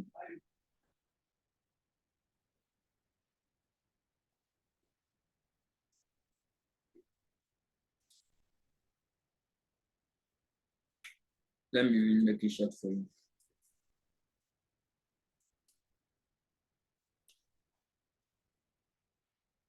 Can help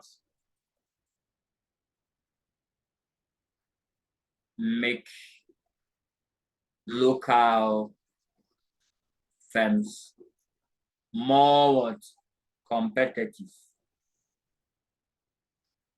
That is it.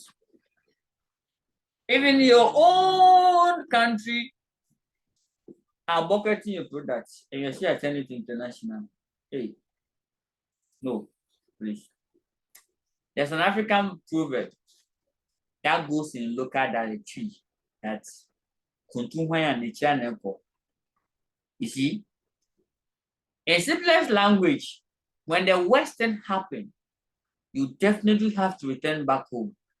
And if the home have rejected you, where are you going? So Porter is bringing small real life story into the scenario by creating an impression that if the product make name in the home country, it can equally make name in the outside country. That's all. McDonald's make name in its home country before we to be also supporting it here. KFC make its name over there before bringing it here. So if you have watched, if you don't make name in your name, in your country, don't step your foot outside. Yes. If you don't make name in your country, don't step your foot outside your country. Just be there like that. So that's what they are saying. So that's what Porter argued. That so now, how are you going to apply this in a case study in exams? In exams, just check.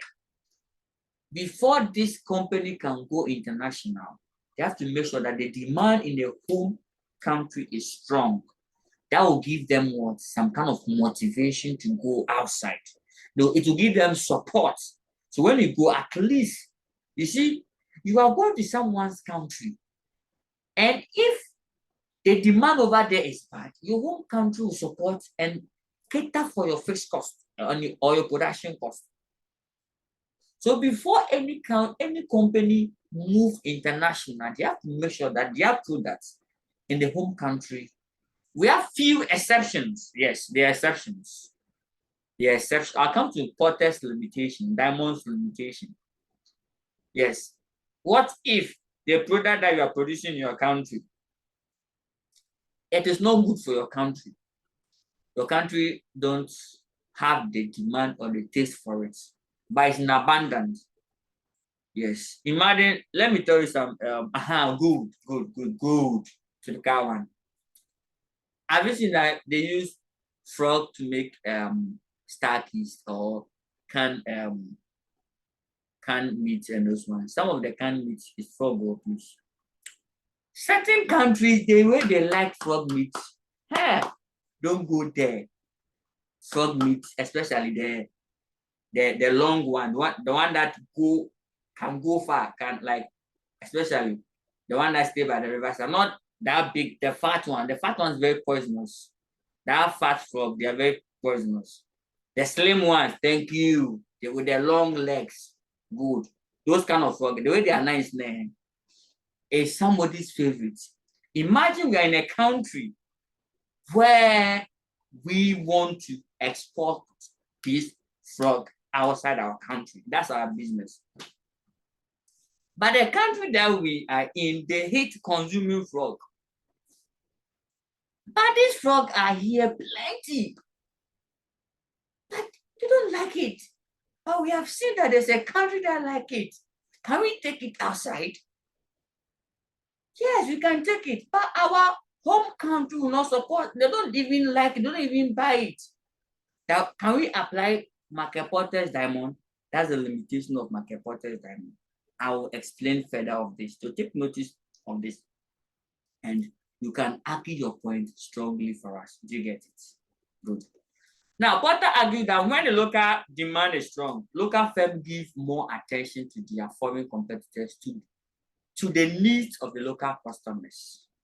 Yes, so that's why. So why Porter argues that? Porter argued that when local demand is strong, local firms give more attention. You know why? Porter argues that in the local market, if everybody buys your products, your attention is not on them again, because they know you. That whether they know you, whether you make advert or not, they know your product already. Whether you make advert or not, they know your product already. So now your attention should be on where?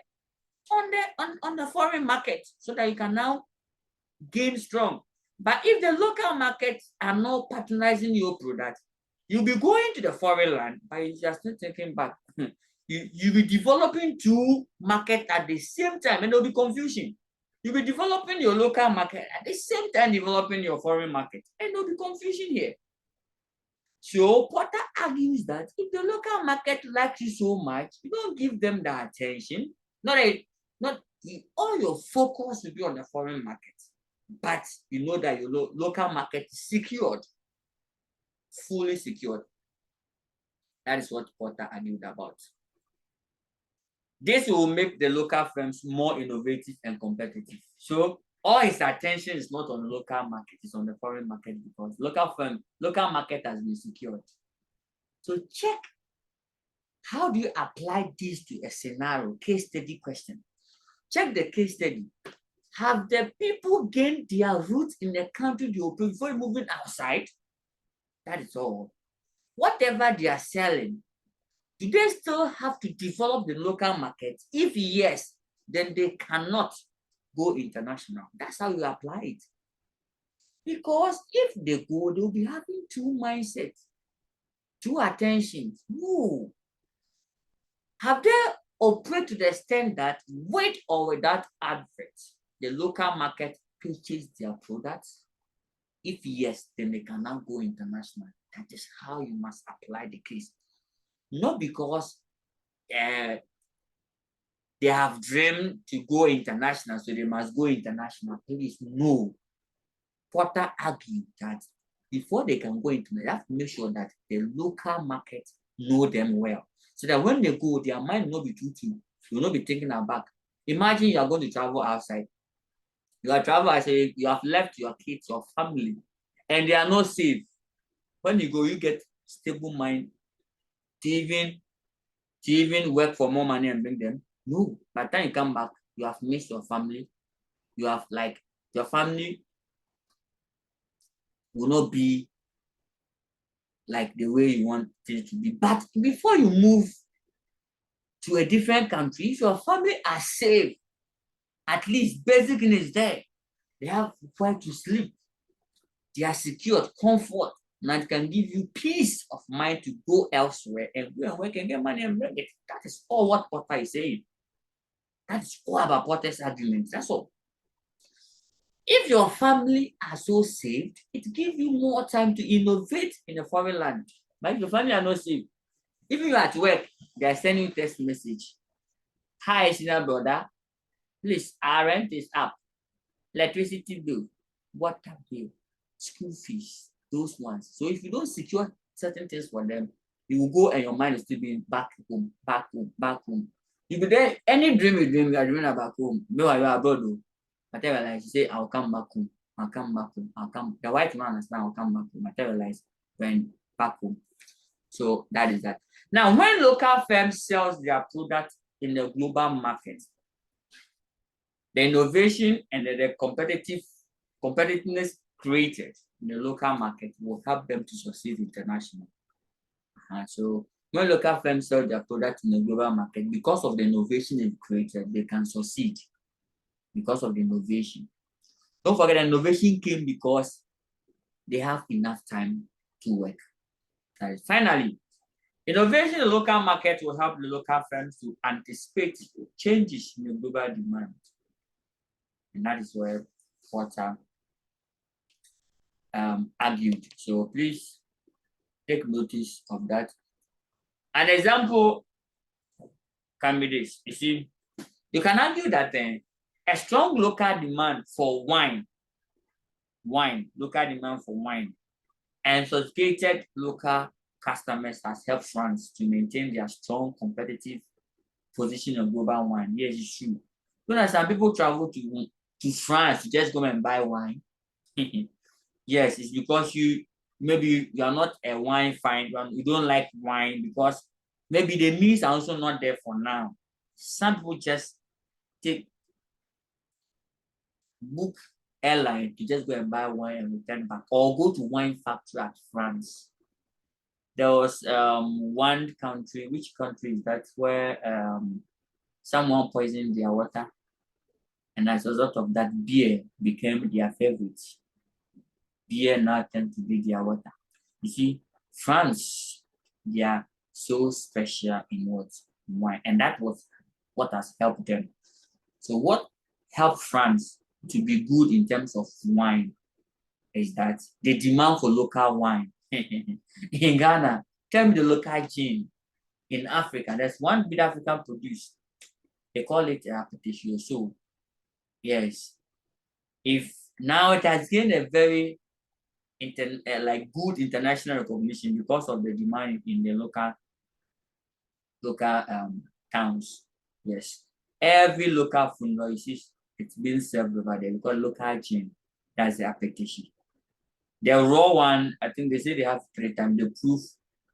If you take it, it will destroy all your intestine. Yes, we have a wine that when you take even small one, all your intestine will melt within the next few seconds. The same wine, when you mix it with sand and you light matches, it will light fire. And this wine enters your body, it will burn everything inside. Your internal system becomes empty. That is the wine, the demand for it. So the question is that when the local demand, it boosts your international recognition.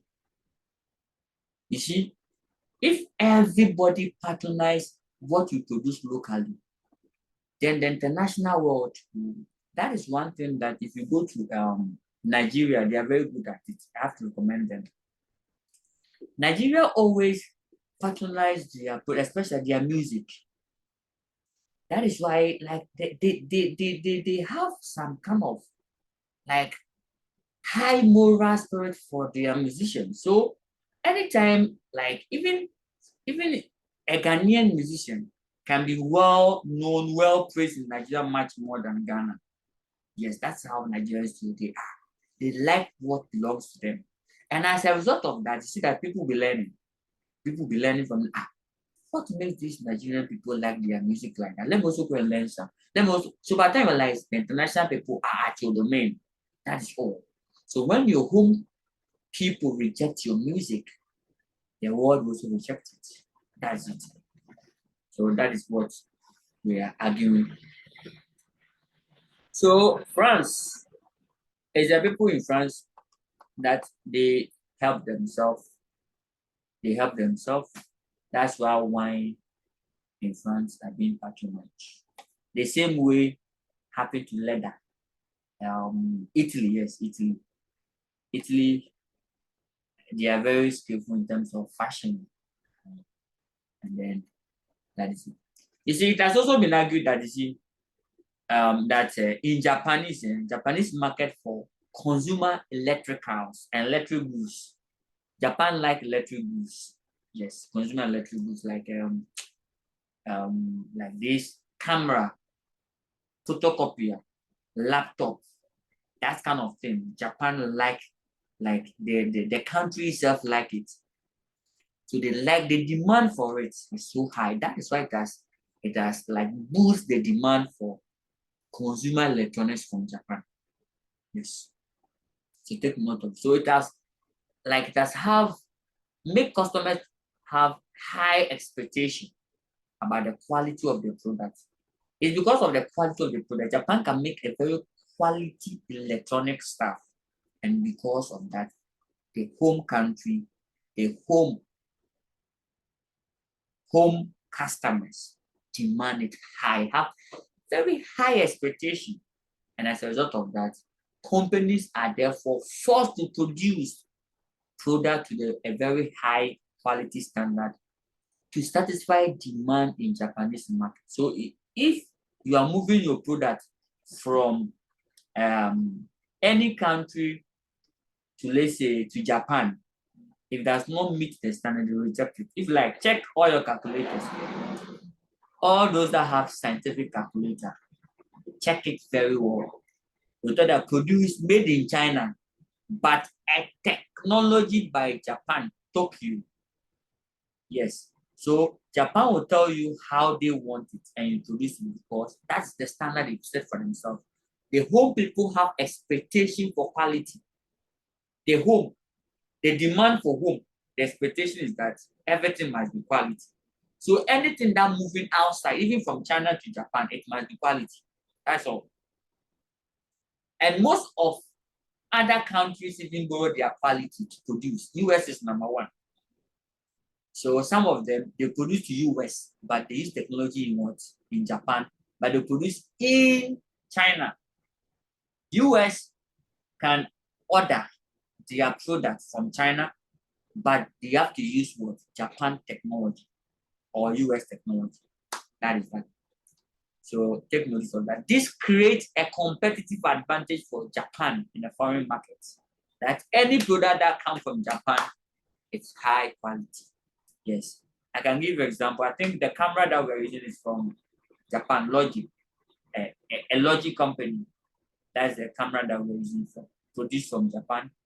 In fact, and then the PC, everything, and including our systems, HP, Kano, mention them, Kano, HP, and then the rest of giants, Dell and Co, all of them get their goods from there. So basically, that is it. Now let's go to the last one, and I'm done for the game. Firm strategy and then structure and competition. That one, I think I've explained that, but I will go through again. Talk about firm. First of all, Porter argued that the last point is firm strategy. The strategy you adopt for yourself will determine, and then the structure,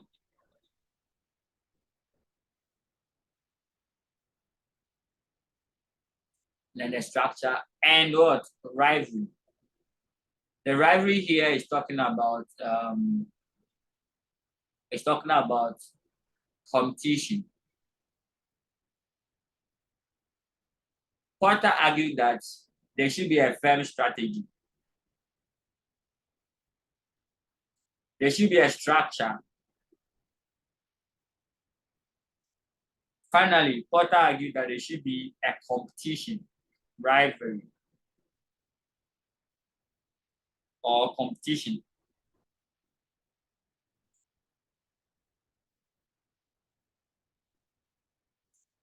So you do well in your country, depend on the strategy you take and the structure of the organization and the competition you engage yourself.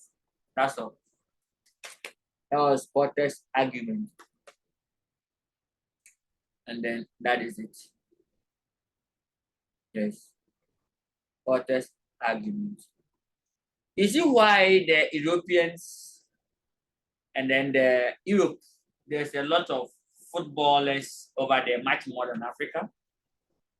You see why people have a very strong taste, even when we typical example, when Barcelona playing a match with Chelsea and Accra House of Folk also playing a match, nobody will go to Accra House of Folk, but also watch Chelsea and Barcelona's match.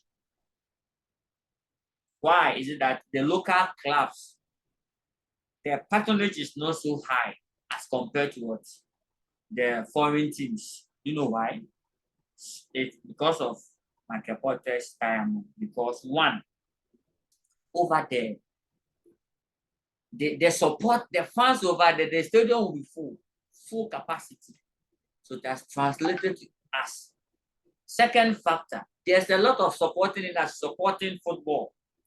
There's a lot of football academy, training talent. There's a lot. And there's a lot of stadium.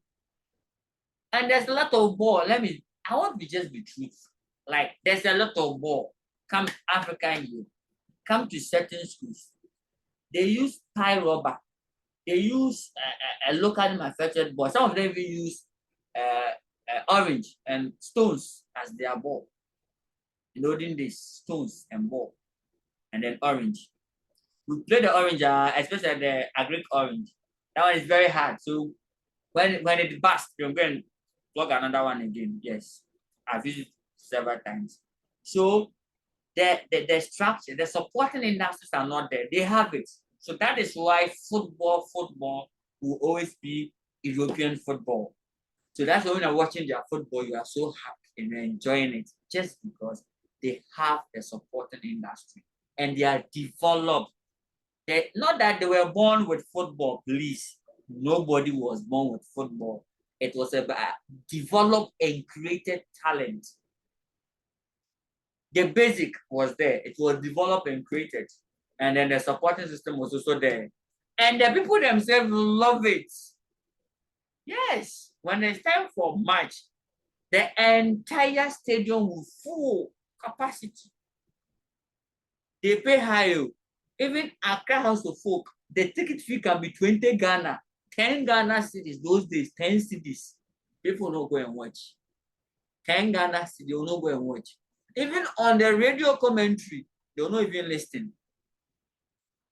But let Chelsea, Barcelona start their match. Let them start European League. You see kids watching it. And that's a typical word, what Porter explained. Now, the final one is talking about the firm strategy, structure, and rivalry.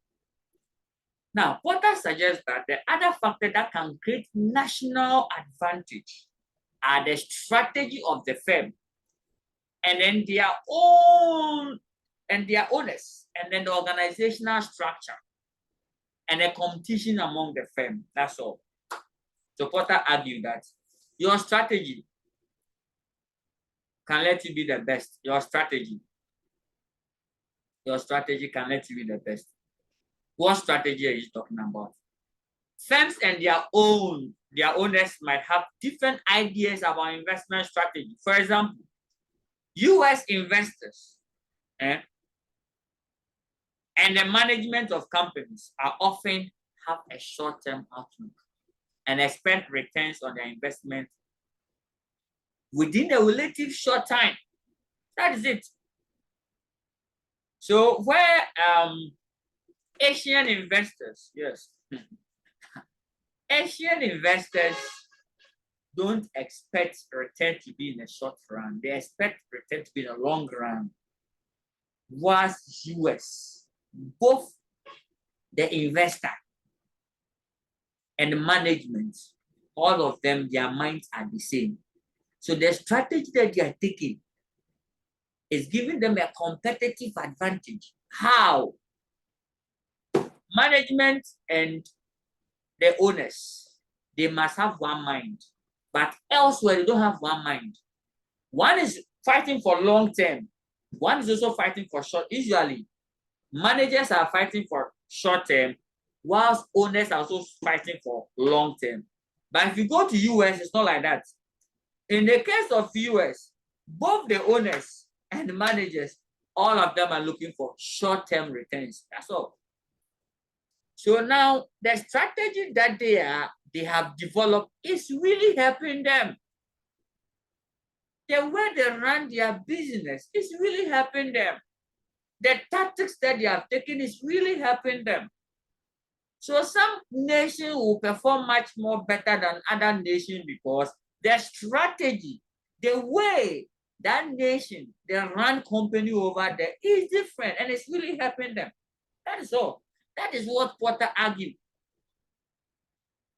Some company too, the way they are running business is not the best. Let me give you a typical example. In Africa here, most of business leaders want to be everywhere. Business leaders. So they are going a company where always the business have to be there. That is why when Africa business owner dies, that company dies at a go. Let me take Ghana for instance. Can you tell me any Ghanaian company which is 50 years and above, hardly for you to get one? Because when the owner dies, the business also collapses. That is the strategy they are using. So how can this help you go international? Where the owner is not there, the company too is also not there. Forget about it. Owner will never be there always. You see, Coke, McDonald's, KFC, all the lead owners are not in existence. But the company is still moving. The strategy, what they saw, the foresight. So if you are living in a country where the strategy is that when the owner dies, the company also dies, the company cannot go international. It will remain in your country forever. That is it. And that is what Porter argued, that the strategy you take can let you land yourself in somebody's country. If you take a strategy where when owner dies, company also continue, you can see the next country. Do you get that? Good. In other countries, investors may expect a longer term. That's the Asian, yes. Asian countries normally expect, Asian investors they normally like long-term returns. Whilst US investors also like what? Short-term returns. You see. But African investors, they don't like short-term. They want immediate returns. Investing something in the morning and expecting the yield to be what? In the afternoon. Yes, that one's even shorter than short-term. Shorter than short-term, that is it. But would this strategy help? That's what Porter is asking us. Will it help? Will it help us? Short-term return. Will it make us be more efficient, which will lead to what? A competitive advantage. That is it. Now, why US does well in computer industries and then Switzerland excel in what? Pharmaceutical industry. So why is it like that? It's just because of how those companies are being run. In terms of pharmaceutical, the strategy they use helps them.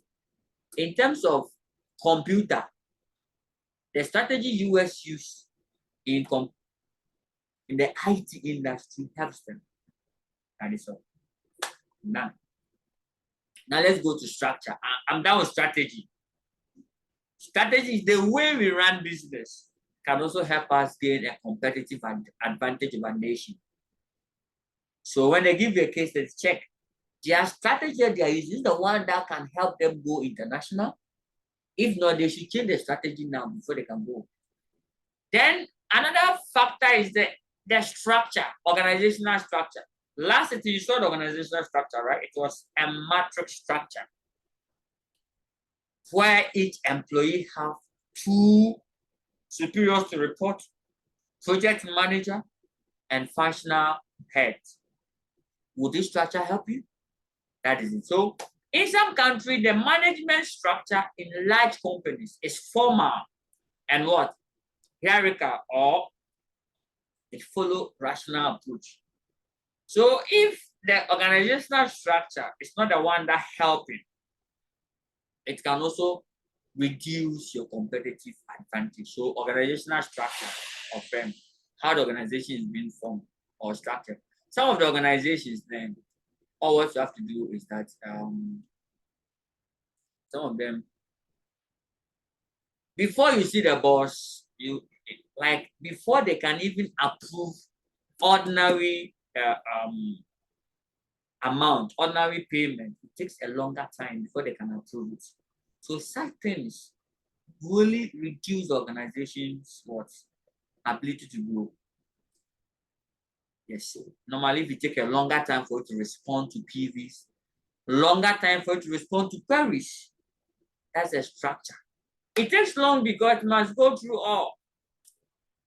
It must go to the reception, secretary, personal assistants. If you go to out file, in file boxes, you check 1 week review. By the time you respond to it, the worst has been done. Nothing can ratify that. If your organization that behaves that way, your structure alone will discourage, will prevent you going international. The way you have structured things, how the organization is being arranged, and affect your international presence. So take notice of that. And then with that, finally, Porter argues that competition among the existing industry, the rivalry, there's a competition among existing industry could also create a competitive advantage. You see that HP will make a powerful computer, they will come also make their own. And by the time you finish, Samsung also bring their own. Lenovo also bring on top. You see, imagine in one country you have all these giant manufacturers in the same country. Hey, that country would never lack good computers. If you have all the giant manufacturers in one country, that country will never lack, because when you are manufacturing powerful one to beat your competitor also manufacture another one to beat you. So at the end of the day, it makes such country always be on top, because they are giant one competing among themselves. But if you're in a country where there's no competition, there's no competition. Whatever you start, you're the only person doing it. If you start manufacturing car, you'll be the only person manufacturing car in that country. If you start manufacturing phone, you'll be the only person manufacturing phone in that country. Whatever you start doing, you'll be the only person. There's no competition. That one, only you are the boss, only boss in the town. Competitive advantage can never be great because you'll be relaxed. And when you are relaxed, there's no innovation. No innovation comes from relaxation. Innovation comes from when there's a pressure. When your competitors are bringing their things on board. Imagine, why is that some people, they study high when they meet friends.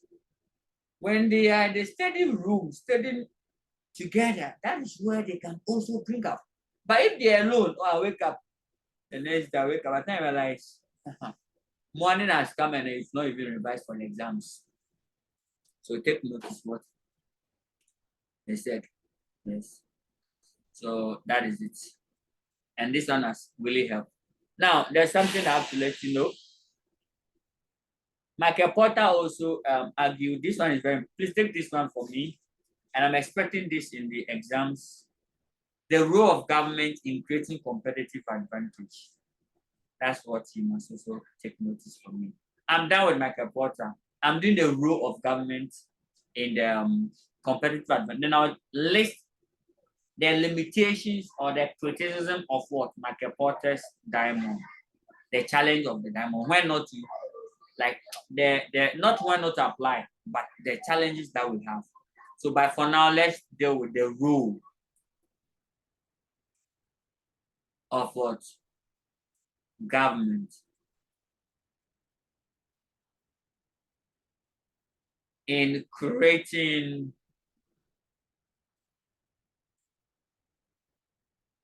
competitive advantage. What is competitive advantage? Someone outperforms than the other. Government has a role to play. Government, what is government's responsibility? What should the government do?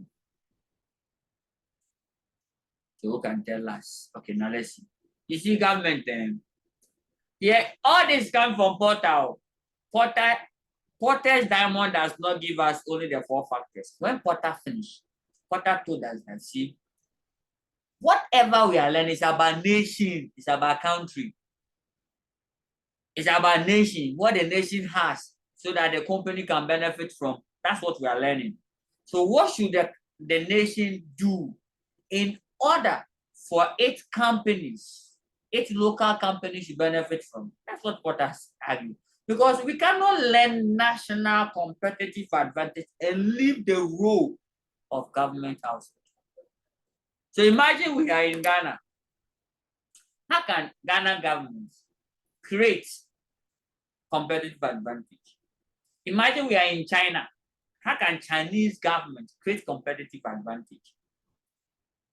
Imagine we are in somewhere Uganda, Nigeria. How can Nigeria government create competitive advantage? Now, Porter argued that the 4 elements in the diamond are all important of creating national competitive advantage because they create conditions that result in a competition. Good. So result in a competitive advantage. Now they say the availability of suitable resources and skills. So here government rule have to come in. Government have to play a critical role in creating competitive advantage. So availability of what? Suitable resources and skills. That's what we are trying to look out for. Now, government can help create suitable conditions for a national competitive advantage. So they can, one, creating education and training system to develop appropriate labor skills. So that's the first role Porter argued that if and only if this country is very serious to obtain a national competitive advantage, the first thing is about what? Creating education and training. Please, you didn't say creating schools. So it's creating education and training system that develop labor skills.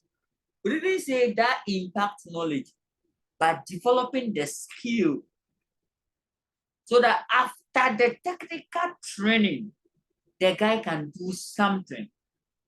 So I am challenging African presidents. I'm challenging all the developing countries. One way to develop their country is that they have to train every year 50 of their citizens. So send 50 citizens outside to, let's say, Japan, to China, to US. Send 50 to Japan, 50 to China, 50 to US. They should go and just learn electronics. Go and train in terms of IT. Go and train in terms of what? Labor skills, automation. For 2 years, after the second year, bring them back into your country.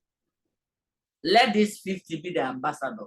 Let this 50 also train another 50.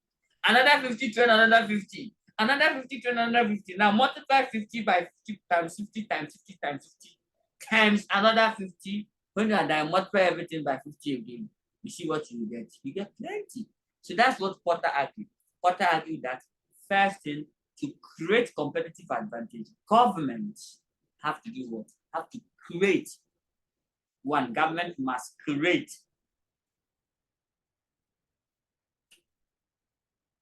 an educational what? An education and training. Not just education and training, no, that develops appropriate skills, labor skills, and knowledge. So please, if you build a school and it's become just a learning center, it's not enough. Porter said that your school that you claim you have built, you have constructed, that training you are giving, it should be the one that can develop an appropriate skills, not irrelevant skills. Give training and educational facilities, provide them so that they can produce and develop the appropriate skills. Yes. You see? So imagine I am setting up a country from the scratch, or I want to develop a country. You know how you can do it from Porter. One, first thing, make sure that all the economic activities, mining, manufacturing, I have operation 50, send 50 team outside, wherever they can. If it is mining, go to Arab Emirates or go to Qatar. They have a lot of mining firms that can train your people for you. Go there for 2 years for mining training, 50 people. Now, send 50 people to US for IT, 50 people to Russia for how to manufacture bombs, missiles, guns, powerful weapons for destruction, for protection, and for scientific research. Send 50 people to China for machinery and production process.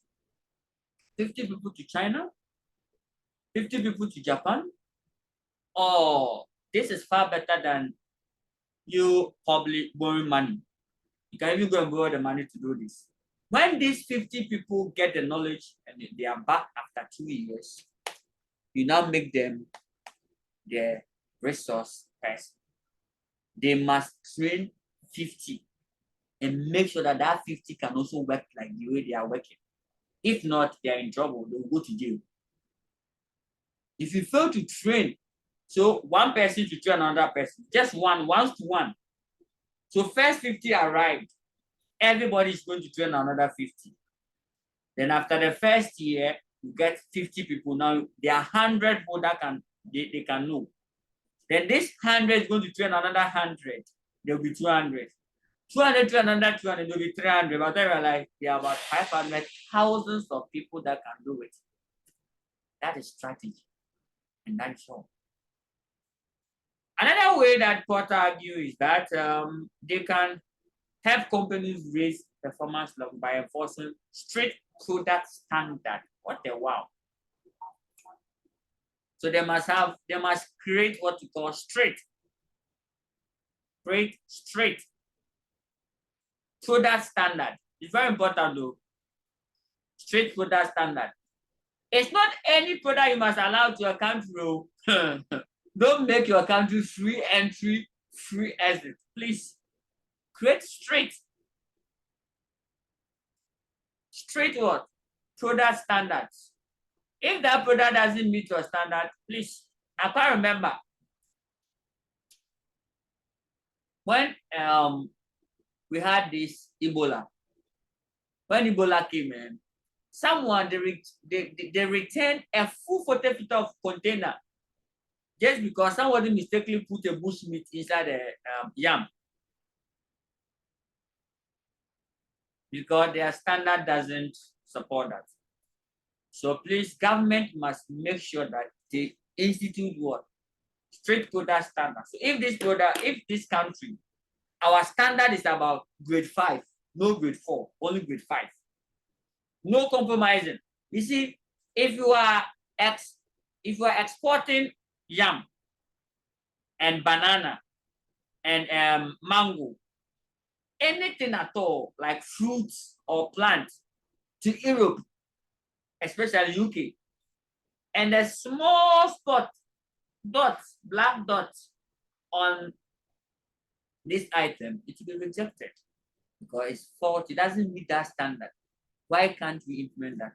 And this is what has helped these Western countries to develop, because they are very strict with their standard. If there's no meet the standard, no accept at all. And then that is all. And then you create early demand for new products and advanced products by purchasing the product themselves. So you create early demand. Countries can create that. You see, countries can create early demand for new and advanced products. So anytime someone is coming out with a new product, the government can create demand for it. How the government create demand? Government can buy it and advertise it. So now the government have the capacity to buy in large stock. So government in developing countries must create demand for new products. They shouldn't be killing products. Most governments will kill products with what? A lot of unnecessary and nuisance taxes and levies, killing in fact industry that are coming. So Porter is arguing that create demand, make sure that there's a demand for new products. Let the products come and establish before you start taxing them. So I am arguing, or I'm adding up to Porter's suggestion that all the developing countries and African countries, please and please again, make sure that the product reaches a certain stage before you start taxing it. Other than that, it will kill off. Maybe that product will be our best product, make the country very proud. And you have used your nuisance taxes to kill these products. that means you are killing your good name. So that is what Porter argued. And then we move to the game. Again, Porter argued that government can stimulate rivalry between local firms by enforcing what? Strict antitrust legislation. Antitrust. So government should should create competition among the industries. Government should do that by enforcing what we call strict antitrust legislation.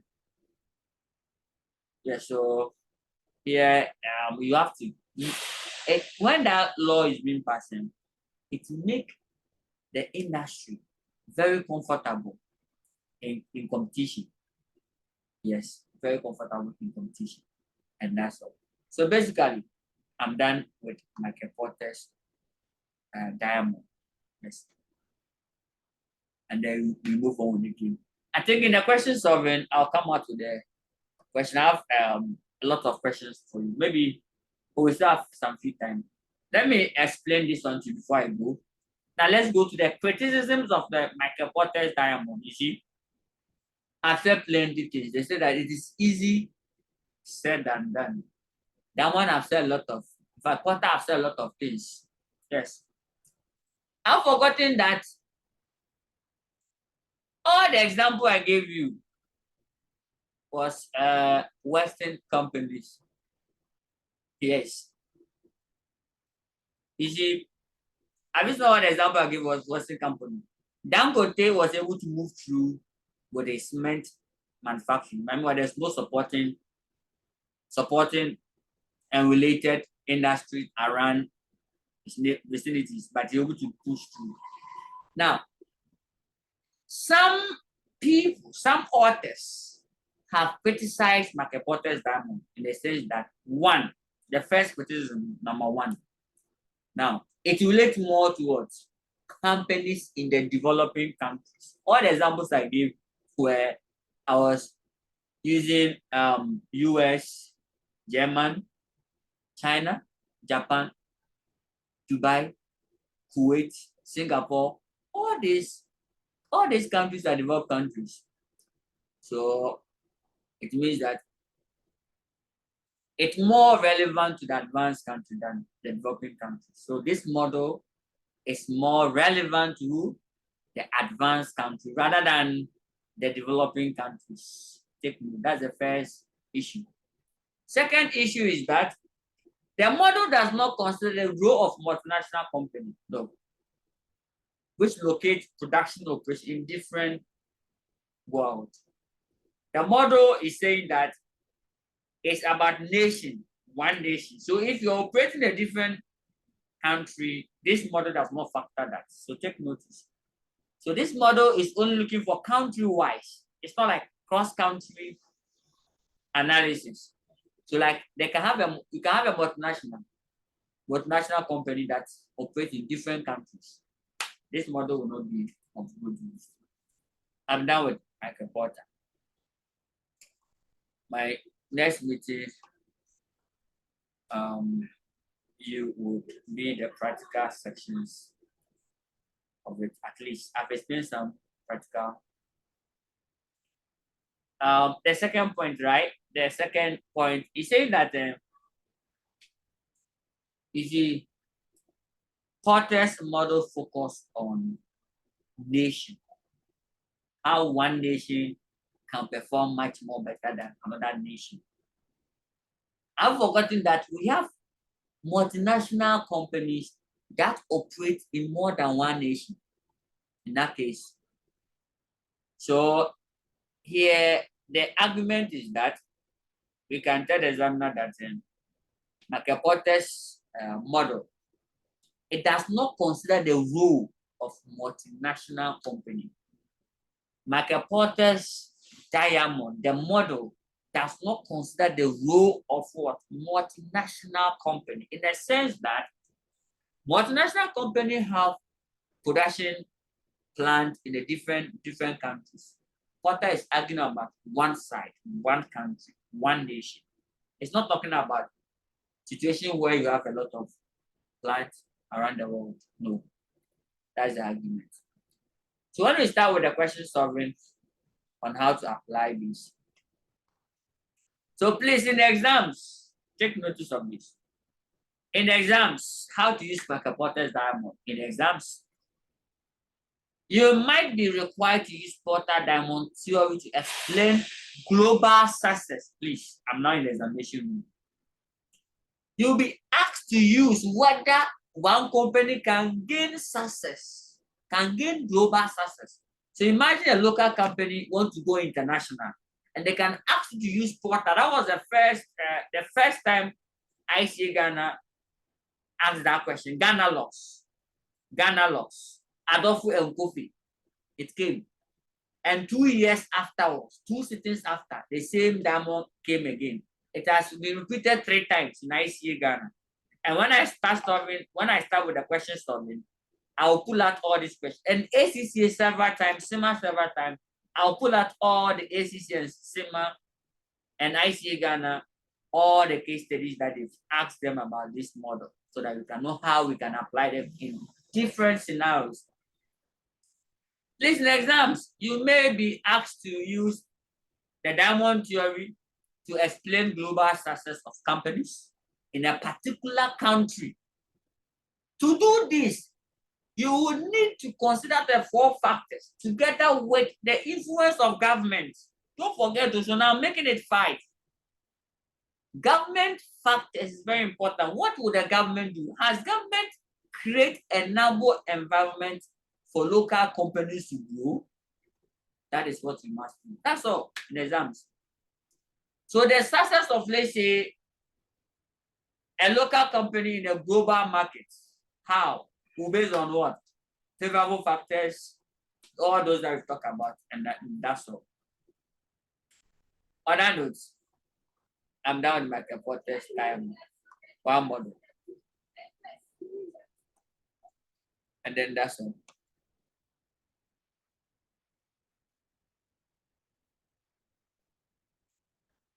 That's where we will probably end for today.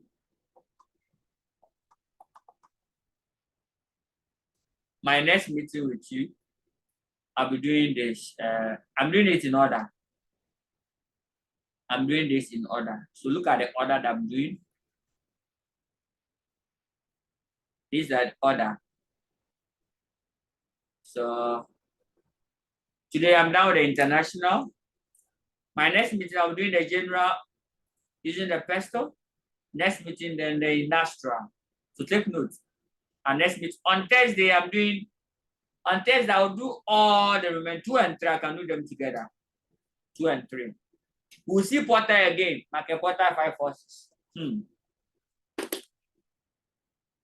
Yeah, so if you have any question, you can probably put them in. Send your question in before I close the chapter of today's edition. And you move on with the game. You can tender your question in.